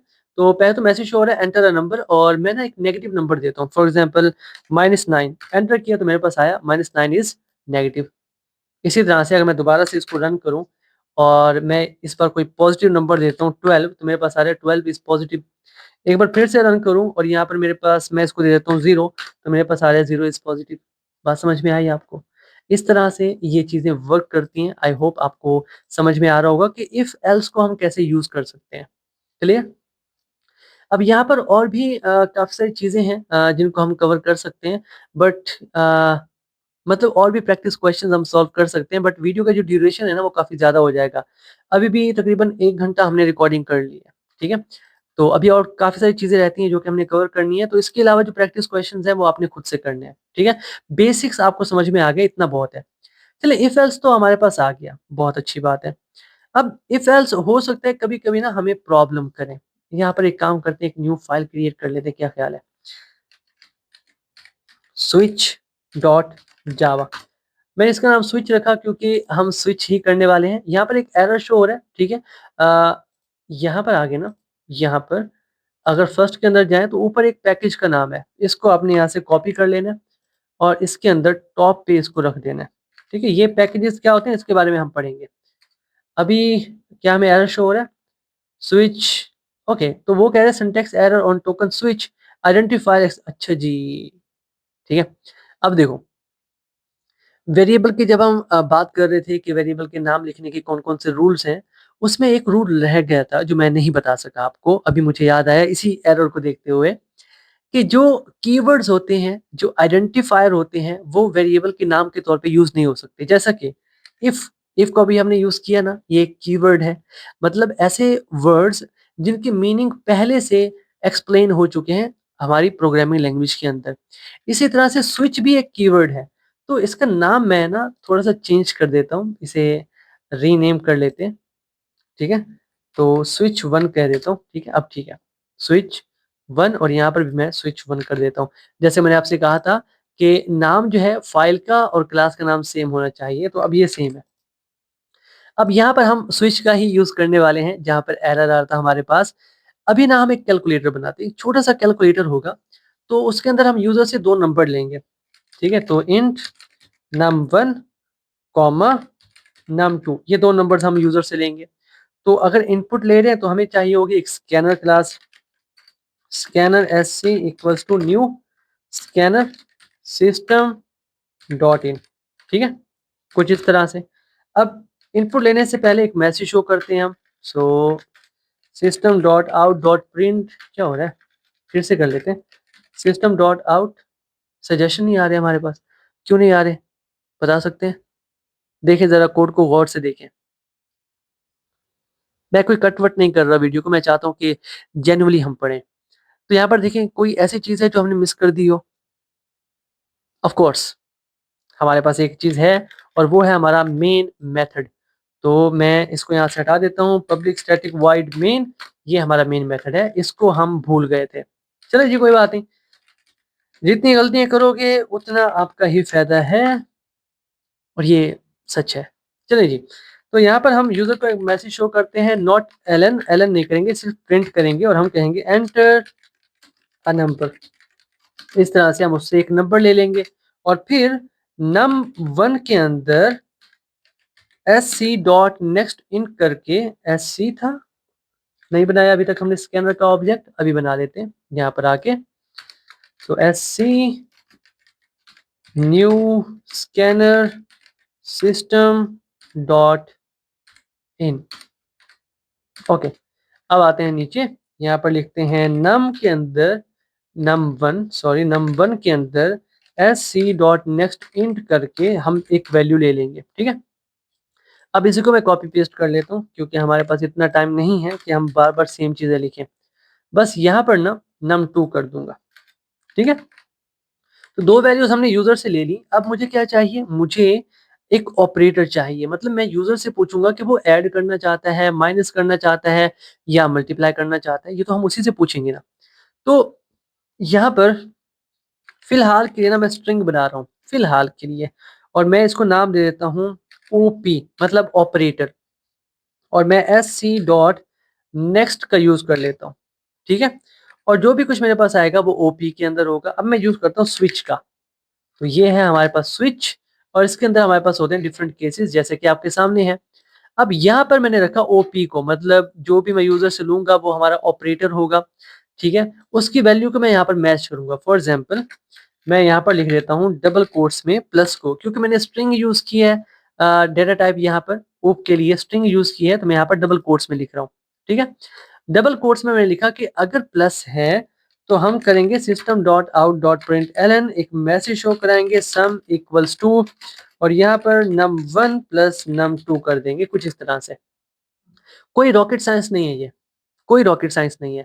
यहाँ पर बेसिकली हो क्या रहा है कि ओपी वेरिएबल के अंदर जो भी यूजर ने हमें इनपुट दिया, चाहे वो उसने प्लस किया हो माइनस किया हो, उसको हर केस के साथ हम मैच करेंगे। ठीक है, हर केस के साथ हमारे पास मैच मैच होता जाएगा। और यहाँ पर तो एक केस है, डिफरेंट केसेस हम बनाएंगे। ठीक है, कैसे बनाएंगे मैं आपको दिखाता हूँ। एक केस हो गया, और यहाँ पर आके ना एक और केस मैं बना देता हूँ केस, और यहाँ पर मैं कहता हूँ कि अगर माइनस आ जाता है, कॉलन का साइन लगाना नहीं भूलना। तो तब क्या करना है, बल्कि कॉपी पेस्ट कर लेते हैं यार, इतना टाइम नहीं लगाते। कॉपी पेस्ट, ठीक है, एक स्टेप पीछे लेके आते हैं, और यहाँ पर मैं कर देता हूँ माइनस, और यहाँ पर हम कर देते हैं सब्ट्रैक्ट। सब्ट्रैक्ट, ठीक है। अभी यहाँ पर हमें कोई एरर शो हो रहा है, देखें जरा गौर से देखें क्या एरर शो हो रहा है हमें। कोई ऐसी चीज है जो मिस हो रही हो हमसे। सब्ट्रैक्ट इक्वल टू नंबर, तो होवर करते हैं ये बता देगा। The operator minus is undefined. Wow, operator minus is undefined, तो हमने यहाँ पर माइनस लिखा हुआ है, यहाँ पर माइनस। तो एक काम करते हैं, अगर ये ऐसा तंग कर भी रहा है तो इसे बंद कर लेते हैं पैरेंथेसिस के अंदर। तो अब ये हमें कोई एरर शो नहीं करेगा। ठीक है, एरर्स आ जाते हैं, कोई बात नहीं। अब यहाँ पर एक और इम्पोर्टेंट चीज है जो कि है ब्रेक स्टेटमेंट। यहाँ पर देखिए, ये ब्रेक स्टेटमेंट यहाँ पर यूज की जा रही है। ओके, तो ब्रेक क्यों यूज कर रहे हैं हम यहाँ पर, देखो हमारे पास ना अभी तो 2 केसेस हैं, हम 10 केसेस बना सकते हैं, 100 केसेस बना सकते हैं। अब हम चाहते हैं कि जब वैल्यू मैच हो जाए, मान लो यूजर ने प्लस किया, तो प्लस केस यहाँ पर मैच हो जाता है, तो क्या होगा, ये कोड एग्जीक्यूट होगा, उसके बाद अगर मैंने ब्रेक ना लगाई तो अगला केस भी एग्जीक्यूट हो जाएगा, उससे अगला केस भी एग्जीक्यूट हो जाएगा। तो हम चाहते हैं जैसे ही एक केस जो है वो एग्जीक्यूट हुआ, वैल्यू मैच हुई, तो उसके बाद हम स्विच को ब्रेक कर दें, सिंपल। तो ब्रेक लगाना बहुत इंपॉर्टेंट होता है, यहाँ पर भी मैं ब्रेक लगा देता हूँ। ठीक है, और इसी को मैं कॉपी पेस्ट कर लेता हूँ। ठीक है, यहाँ पर आके कॉपी पेस्ट कर लेते हैं, केस को थोड़ा इस तरफ लेके जाते हैं, और माइनस की जगह पे हम कर देते हैं मल्टीप्लाई, कि अगर यूजर मल्टीप्लाई करता है। वैसे कंप्यूटर के अंदर ना मल्टीप्लाई करने के लिए हम स्टार को यूज करते हैं, याद रखिएगा। बट यहाँ पर क्योंकि आम जो यूजर है ना, उसे पता नहीं होता कि मल्टीप्लिकेशन के लिए स्टार का साइन होता है, वो इसको मल्टीप्लिकेशन का साइन समझता है। तो इसलिए मैंने यहाँ पर एक्स लिख दिया कि अगर यूजर एक्स प्रेस कर रहा है तो मुझे क्या करना है, मुझे मल्टीप्लाई कर देना है, बेसिकली कुछ इस तरह से मल्टीप्लाई कर देना है। और यहाँ पर भी हम मल्टीप्लिकेशन का साइन लगा देंगे स्टार। ठीक है, और अब मैं अगर पैरेंथेसिस को हटाऊं तो क्या ये काम करेंगी, चेक करते हैं। हाँ, कोई एरर नहीं आ रहा, माइनस के अंदर एक एरर आ रहा था हमें, बट यहाँ पर नहीं आ रहा। उसके बाद हमने ब्रेक कर दिया। इसी तरह से डिवाइड के लिए भी आप एक बना सकते हो, मॉड्यूलस के लिए भी आप एक बना सकते हो, आपकी मर्जी है। और आखिर में आता है डिफॉल्ट। डिफॉल्ट के बाद ब्रेक लगाने की जरूरत नहीं है, और यहाँ पर मैं एक मैसेज शो कर देता हूँ, इनवैलिड इनपुट, कि इनपुट जो है वो इनवैलिड है। देखो अब होगा क्या, सबसे पहले ओपी के अंदर जो भी हमारे पास वैल्यू होगी उसे इन सारे केसेस के साथ मैच किया जाएगा। जिस केस के साथ वैल्यू मैच हो जाएगी उसके अंदर लिखा हुआ कोड जो है वो एग्जीक्यूट हो जाएगा, और फिर जो स्विच है वो ब्रेक हो जाएगा। अब मान लो ओपी के अंदर जो वैल्यू आई, जो कि यूजर ने इनपुट की, वो किसी केस के साथ मैच नहीं होती, तो उस सूरत में ये डिफॉल्ट केस जो है वो एग्जीक्यूट होगा, और ये मैसेज शो हो जाएगा। मतलब अगर यूजर ने ना प्लस एंटर किया ना माइनस एंटर किया, कुछ और एंटर कर दिया, तो वहां पर हम मैसेज शो कर देंगे इनवैलिड इनपुट। तो एक बार ना इसको रन करते हैं, और यहाँ पर एक चीज मिस हो गई कि हमने यूजर को मैसेज शो नहीं किया ऑपरेटर लेने से पहले। तो system dot out dot print का यूज कर लेंगे हम, और मैसेज शो कराएंगे विच ऑपरेटर या ऑपरेशन कह देते हैं do you want to perform. ठीक है, और साथ में कुछ सजेशन दे देते हैं कि आप प्लस करना चाहते हो, माइनस करना चाहते हो, मल्टीप्लाई करना चाहते हो, डिवाइड करना चाहते हो, तो जो कुछ करना चाहते हो यहाँ पर भाई साहब एंटर कर दो। ठीक है, तो एक काम करते हैं, टर्मिनल ओपन करते हैं, और यहाँ पर मैं लिखता हूँ जावा, और हमारी फाइल का नाम है switch1 डॉट जावा। एंटर करते हैं, तो मैसेज हो रहा है एंटर अ नंबर, मैं एंटर करता हूँ 12, एंटर नंबर मैं 12 एंटर करता हूँ। अब वो पूछ रहे हैं which operation do you want to perform. For example मैं माइनस करना चाहता हूँ, मैं माइनस एंटर करता हूँ तो मेरे पास आ गया सब्ट्रैक्ट और आंसर आ गया 0, क्योंकि 12 माइनस 12 आंसर 0 आता है। एक बार फिर से रन करते हैं। सो एंटर अ नंबर, मैंने लिखा 15, दूसरा भी 15 और मैं करना चाहता हूँ फॉर एग्जांपल ऐड, और मेरे पास आंसर आ गया 15 15। ये बहुत इंपॉर्टेंट है, यही चीज मैं आपको दिखाना चाहता था। हमने सोचा कि आंसर हमारे पास क्या आएगा, हमने सोचा हमारे पास जो आंसर आएगा वो होगा 30, बट ऐसा नहीं हुआ।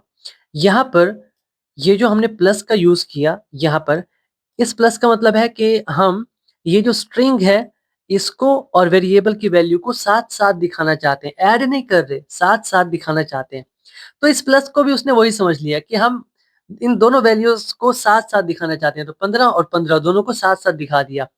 तो इसको सही करने के लिए हम क्या करेंगे, हम ब्रैकेट्स का यूज कर लेंगे यहाँ पर कुछ इस तरह से। अभी चेक करते हैं सेव करके ना, एक बार फिर से चेक करते हैं टर्मिनल को ओपन करके। सो जावा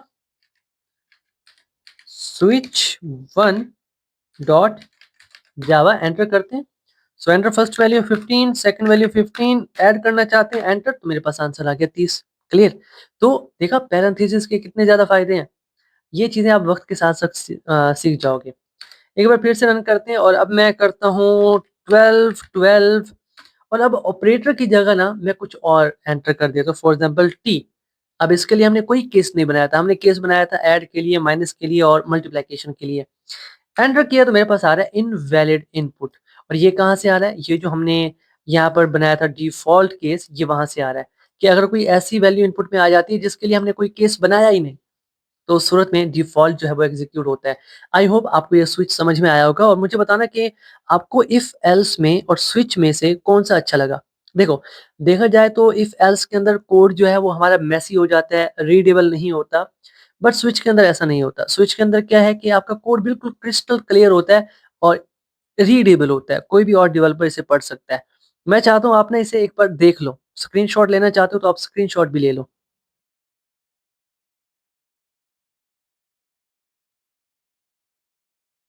ओके, तो चलिए जी, स्विच भी हमने पढ़ लिया कि स्विच किस तरह से काम करता है। वेल, एक और फाइल बना लेता हूँ मैं, ठीक है। तो इसे मैं कह देता हूँ लूप डॉट जावा। ये हमारा नेक्स्ट टॉपिक है जो कि अभी हम कवर करेंगे। तो पहले मेन मेथड बना लेते हैं, पब्लिक स्टैटिक वाइड मेन। पहले भी यही एरर हमें शो हुआ था, याद होगा आपको। ओके, तो अभी हमने क्या करना है, लूप के बारे में पढ़ते हैं, लेकिन उससे पहले थोड़ी बात कर लेते हैं लूप के बारे में कि लूप्स होती क्या है। देखो, पहले हमारे पास प्रॉब्लम आ रही थी कि एग्जीक्यूशन का जो फ्लो था उसका कंट्रोल हमारे पास नहीं था। कंपाइलर सारी की सारी लाइंस को एग्जीक्यूट कर देता था। फिर हमने कहा कि नहीं, कंट्रोल तो हमें चाहिए, तो हम इफ एल्स को लेकर आ गए, स्विच को लेकर आ गए कि हमारी मर्जी है, जिस स्टेटमेंट को हम एग्जीक्यूट करना चाहते हैं उसको एग्जीक्यूट करवाएंगे, जिसको एग्जीक्यूट नहीं करवाना चाहते उसको नहीं करवाएंगे। बट यहाँ पर एक और केस आया। फॉर एग्जाम्पल मैं यहाँ पर लिखता हूँ system dot out dot print L N, और हम लिखते हैं अपने चैनल का नाम, मान लो हम और कोड। अगर आपने सब्सक्राइब नहीं किया तो मेक श्योर कि आप सब्सक्राइब कर लो। अभी देखो, जब ये कोड एग्जीक्यूट होगा तो आउटपुट में शो होगा हम और कोड, ठीक है, आप जानते हो, मैं भी जानता हूँ। बट मैं चाहता हूँ कि आउटपुट के अंदर ना 10 बार शो हो हम और कोड। अब हो सकता है आपके माइंड में एक बात आ रही हो कि 10 बार लिख लेते हैं system dot out dot print L N, तो 10 बार शो हो जाएगा। लेकिन अगर मैं अपनी बात को तब्दील करूँ और मैं आपसे कहूँ कि हम और कोड को आउटपुट के अंदर आप 1000 बार प्रिंट करो, तो आई डोंट थिंक सो कि ये अच्छी प्रैक्टिस होगी कि हम 1000 बार system dot out dot print L N को लिखते रहें, राइट। ये तो अच्छी प्रैक्टिस नहीं होगी ना। तो उसके लिए हमारे पास आती हैं लूप्स। लूप्स क्या करती हैं, एक पीस ऑफ कोड को बार बार एग्जीक्यूट करने के लिए यूज की जाती हैं। किसी भी लूप के अंदर तीन चीजें बहुत इंपॉर्टेंट होती हैं। मैं चाहता हूं कि आप नोट डाउन कर लो, पेंसिल वगैरह नहीं है तो अभी उठा लो। ओके, तीन चीजें बहुत इंपॉर्टेंट होती हैं लूप के अंदर। पहली चीज हमारी, ये मैं साथ साथ चाय पी रहा हूँ क्योंकि मैंने आपको पहले ही कहा था वन शॉट बना रहे हैं, तो मुझे कुछ ना कुछ चाहिए ताकि मैं एक्टिव बैठा रहूं। और साथ में मैंने आपसे कहा था कि आप ऐसा फील करो कि हम लाइव बैठे हैं, ठीक है, तो उसमें ये चलता है। तो मैंने कहा कि किसी भी लूप के अंदर तीन चीजें बहुत इंपॉर्टेंट होती हैं, और आई होप आपने पेंसिल उठा ली होगी। तो पहली है काउंटर वेरिएबल, बताता हूँ क्या होता है काउंटर वेरिएबल। दूसरी होती है कंडीशन। तीसरा होता है इंक्रीमेंट या फिर डिक्रीमेंट ऑपरेटर। सबको बारी-बारी कवर करते हैं, ठीक है? तो यहाँ पर देखो लूप्स हमारे पास काफ़ी सारी होती हैं, काफ़ी सारी नहीं 3 तरह की होती हैं, व्हाइल, डू व्हाइल और फॉर।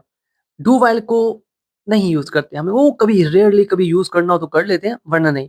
हम फॉर को बहुत ज़्यादा यूज़ करते हैं, व्हाइल को भी इक्का-दुक्का यूज़ करते रहते हैं, लेकिन हम पढ़ेंगे तीनों। तो मैं व्हाइल में आता हूँ, ये व्हाइल है। अब व्हाइल के अंदर पहले तो हमारे पास है कंडीशन, मतलब कितनी बार आप लूप को चलाना चाहते हो, ठीक है? कितनी बार लूप को चलाना चाहते हो, तो ये कितनी बार बताने के लिए मुझे काउंटर वेरिएबल चाहिए, तो मैं इंट आई इक्वल्स टू 0 कर देता हूँ। ये मैंने 0 लिखा, ज़रूरी नहीं कि आप 0 लिखो, ज़रूरी नहीं है कि आप 0 लिखो, आपकी मर्ज़ी है। अब आई मतलब अगर आप अपना लूप 1 से स्टार्ट करना चाहते हो, तो आप 1 लिख दो आई की वैल्यू। आप अपना लूप 2 से स्टार्ट करना चाहते हो, तो आई की वैल्यू 2 होगी।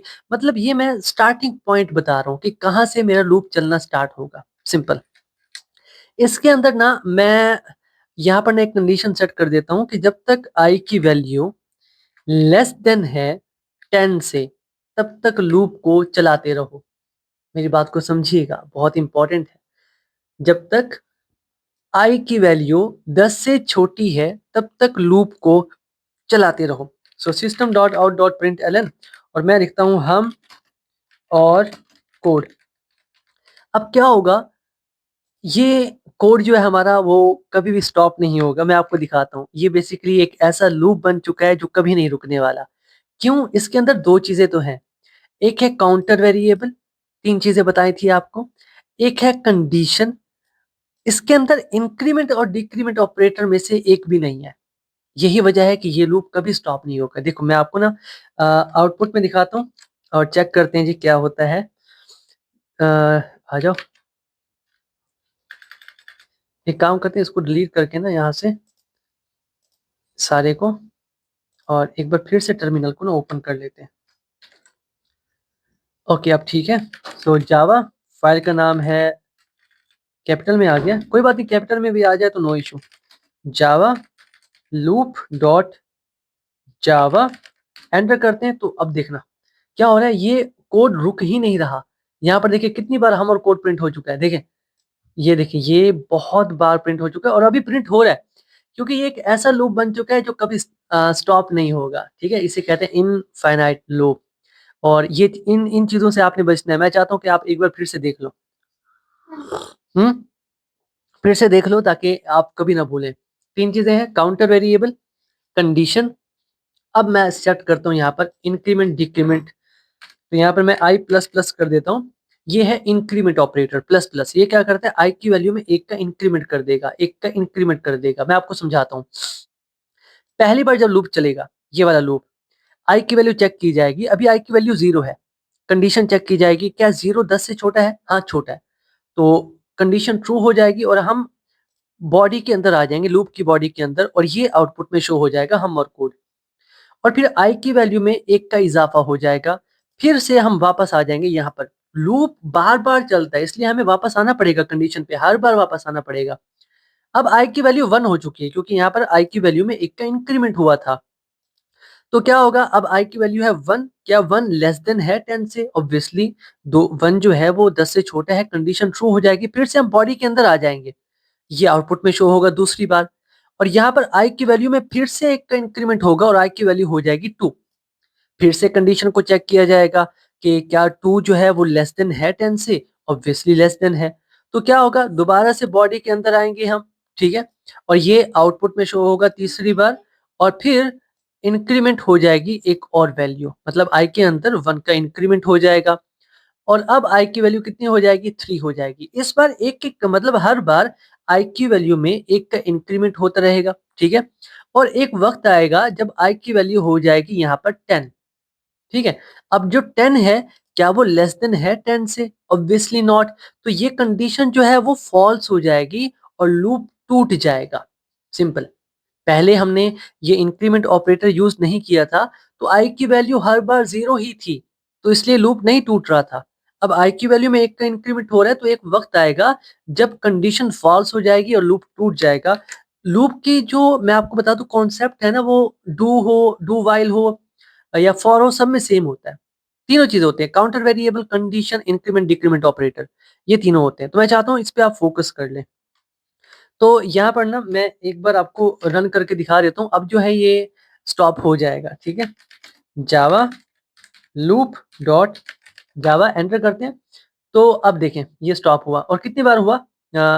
1 2 3 4 5 6 7 8 9 10, 10 बार प्रिंट हुआ, ठीक है। 10 बार, क्योंकि हमने 0 से स्टार्ट किया था ना, इसलिए 10 बार हुआ। 1 से स्टार्ट करते तो 9 बार होता। ये चीजें आपने याद रखनी है। चलिए जी, ठीक है। आई होप ये चीजें तो आपको समझ में आ चुकी होंगी कि यार लूप बार बार कैसे एग्जीक्यूट होता है। अब ना एक प्रैक्टिस क्वेश्चन करते हैं।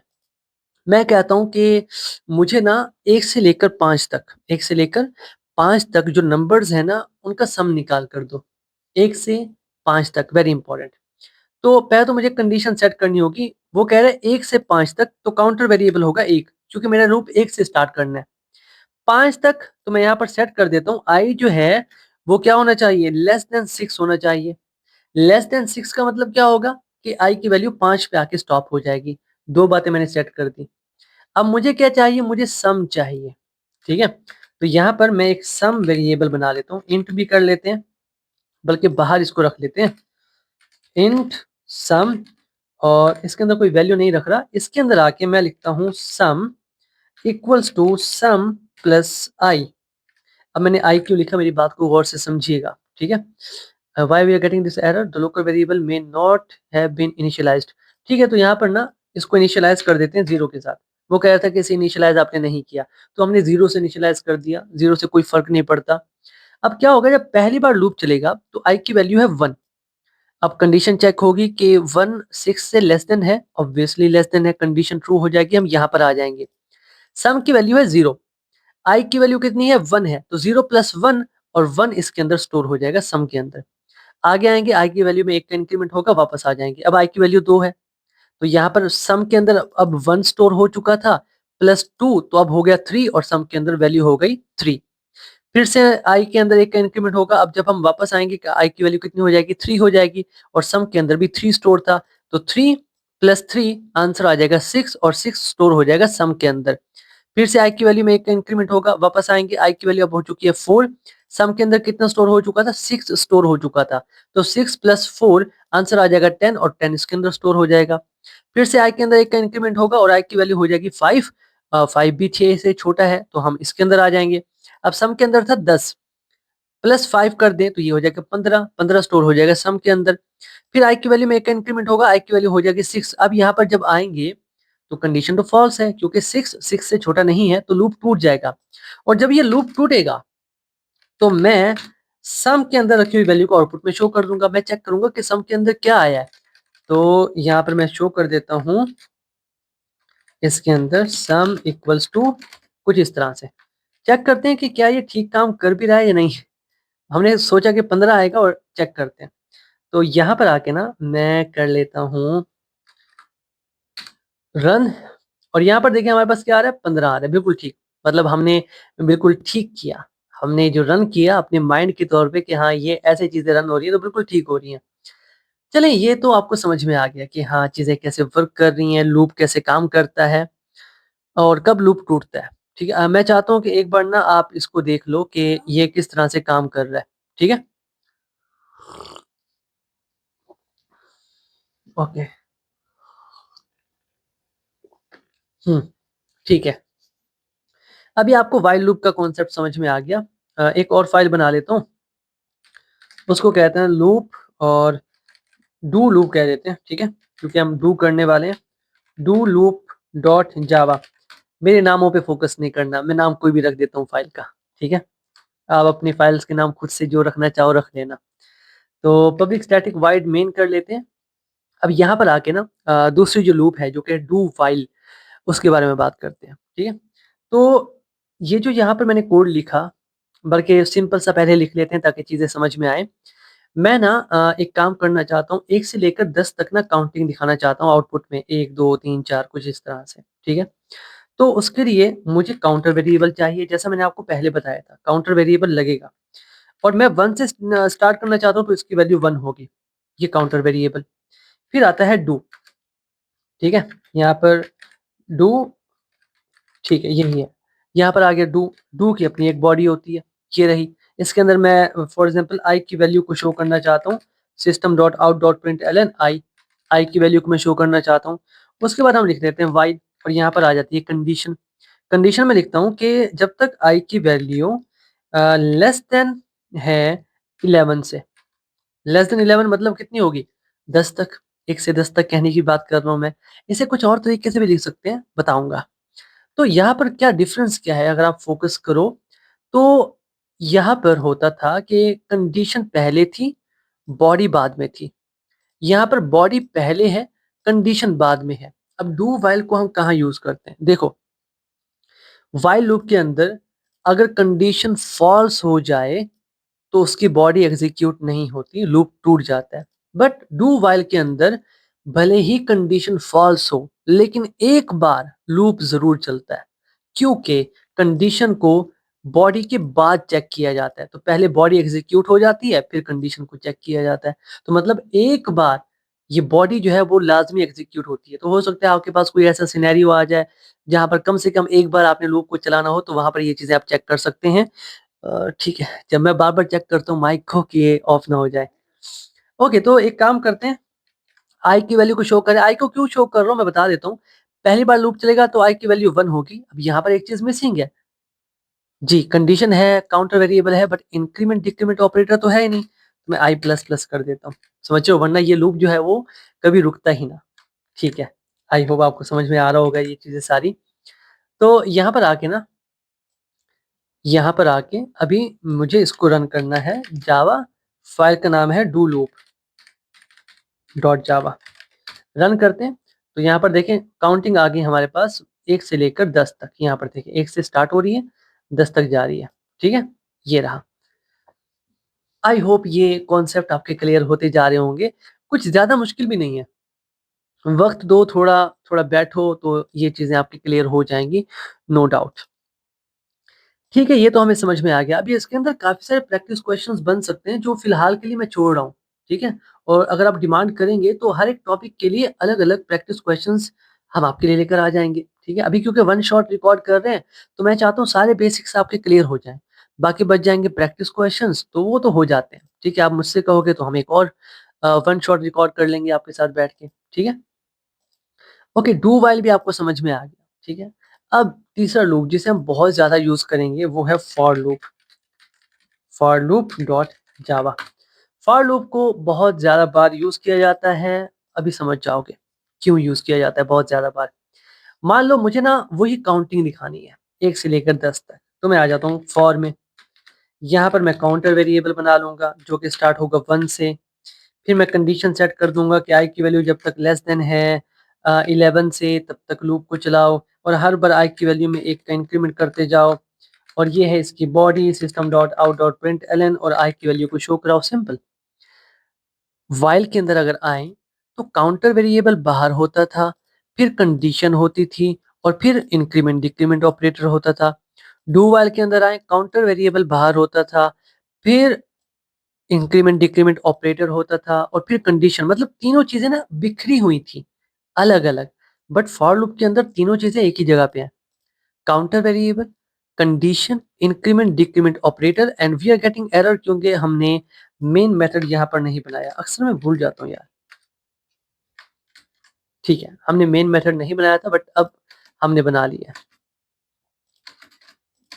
ठीक है, तो इसको रन करते हैं, और आपको पता है कि आंसर वही आने वाला है, लेकिन फिर भी रन करना जरूरी है ताकि चीजें क्लियर होती जाए।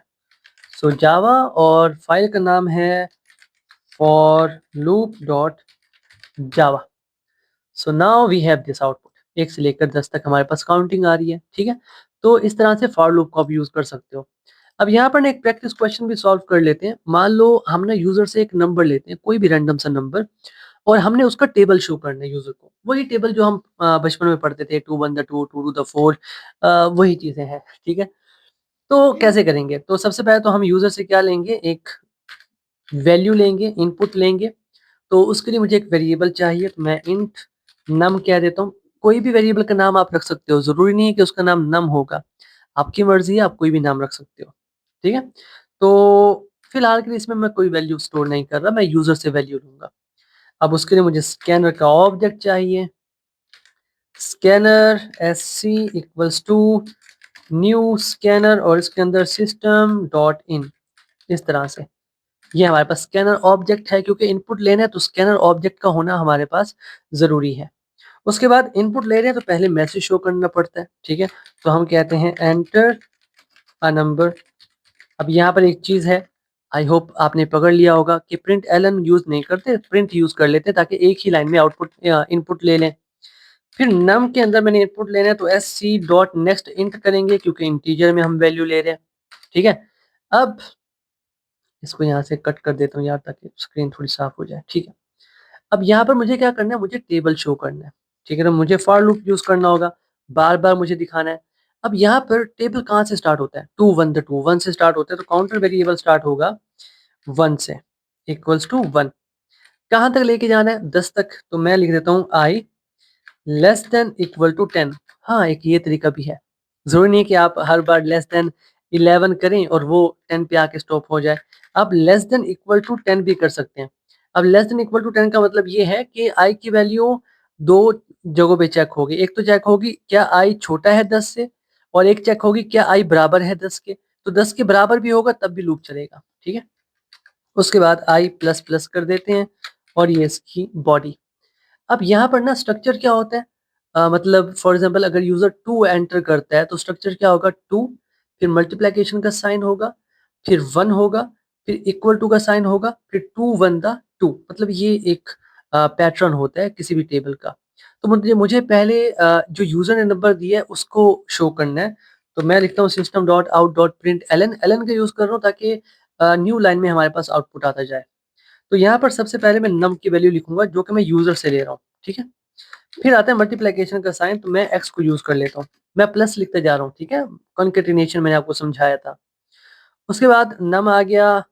यहाँ पर मुझे एक ऐसी वैल्यू चाहिए जो कि चेंज हो रही हो, क्योंकि पहले 2 1 द 2 आएगा, 1 आएगा, फिर 2 2 द 4 आएगा, फिर 2 3 द 6 आएगा। मतलब पहले 1 है, फिर 2 है, फिर वो चेंज हो रही है। तो काउंटर वेरिएबल एक ऐसी वैल्यू है जो कि बार बार चेंज हो रही है। मैं यहाँ पर आई लिख दूंगा, पहली बार आई की वैल्यू 1 होगी, फिर 2 होगी, तो वो चेंज होता रहेगा। फिर आता है इक्वल टू का साइन, तो यहाँ पर हमने इक्वल टू का साइन लगा दिया। और फिर यहाँ पर हम नम को मल्टीप्लाई कर देंगे आई के साथ।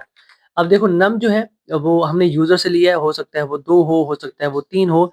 आई जो है वो क्या हो रहा है, चेंज हो रहा है। पहली बार आई 1 होगा तो 1 से मल्टीप्लाई होगी वैल्यू, दूसरी बार आई 2 होगा तो 2 से मल्टीप्लाई होगी वैल्यू, और इस तरह से आई चेंज होता रहेगा, आंसर भी हमारा चेंज होता रहेगा। तो एक बार सेव करके ना इस पीस ऑफ कोड को रन करते हैं। So just give me a second, check करते हैं आउटपुट क्या आता है। तो यहाँ पे आते हैं, ओके। सो यहाँ पर जावा और फाइल का नाम है फॉर लूप डॉट जावा। सो यहाँ पर आ गया एंटर नंबर, मैं एंटर करता हूँ 5, तो मेरे पास 5 का टेबल आ रहा है। देखो 5 1 द 5, बिल्कुल सेम पैटर्न जैसा कि हम पढ़ते थे, ठीक है। अब हो सकता है शुरू शुरू में ये आपको देखने में थोड़ा मुश्किल लगे, और लगना भी चाहिए, मुश्किल लगना भी चाहिए, क्योंकि पहली बार आप कर रहे हो। तो लेकिन जब आप प्रैक्टिस करोगे तो हो जाएगा, ठीक है। और कोशिश क्या करो कि आप पेज पे पहले बना लिया करो कि यार मुझे ऐसा आउटपुट चाहिए तो मुझे कैसे लिखना पड़ेगा।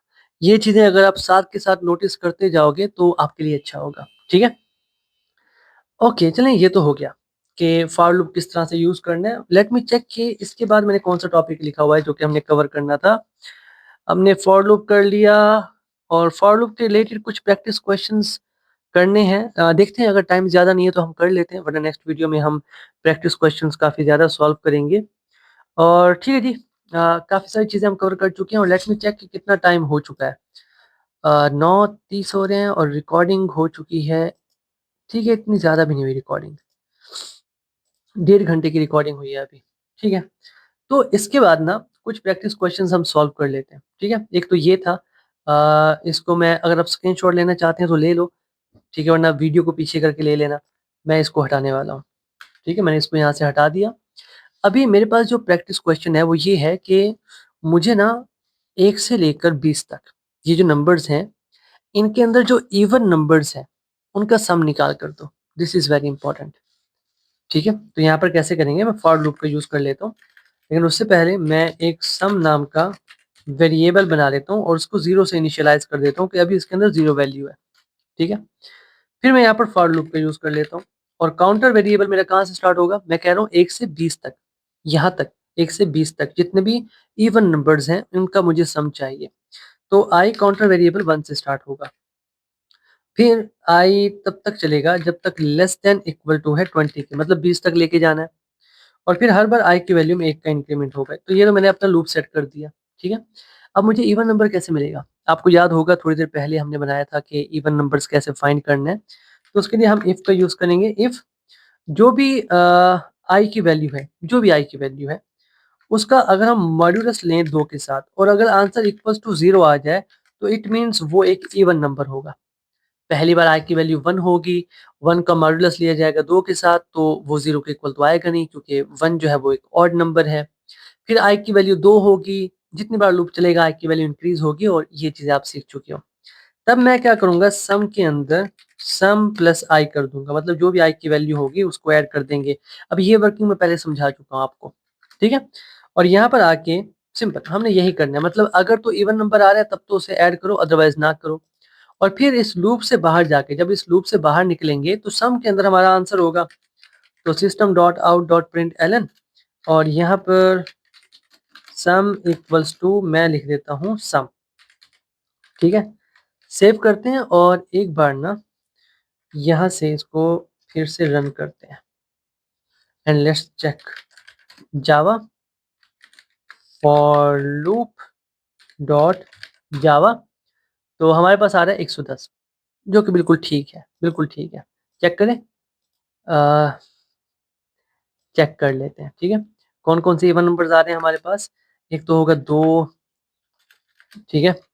4, 6, 8, 10, 12, 14, 16, 18 और 20। इनको ऐड करो ज़रा।